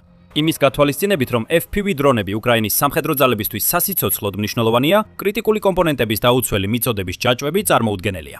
საუკეთესო გზა რისკის შესამცირებლად არის რაც შეიძლება მეტი მიწოდების ლოკალიზაცია და დანარჩენი წყაროების დივერსიფიკაცია.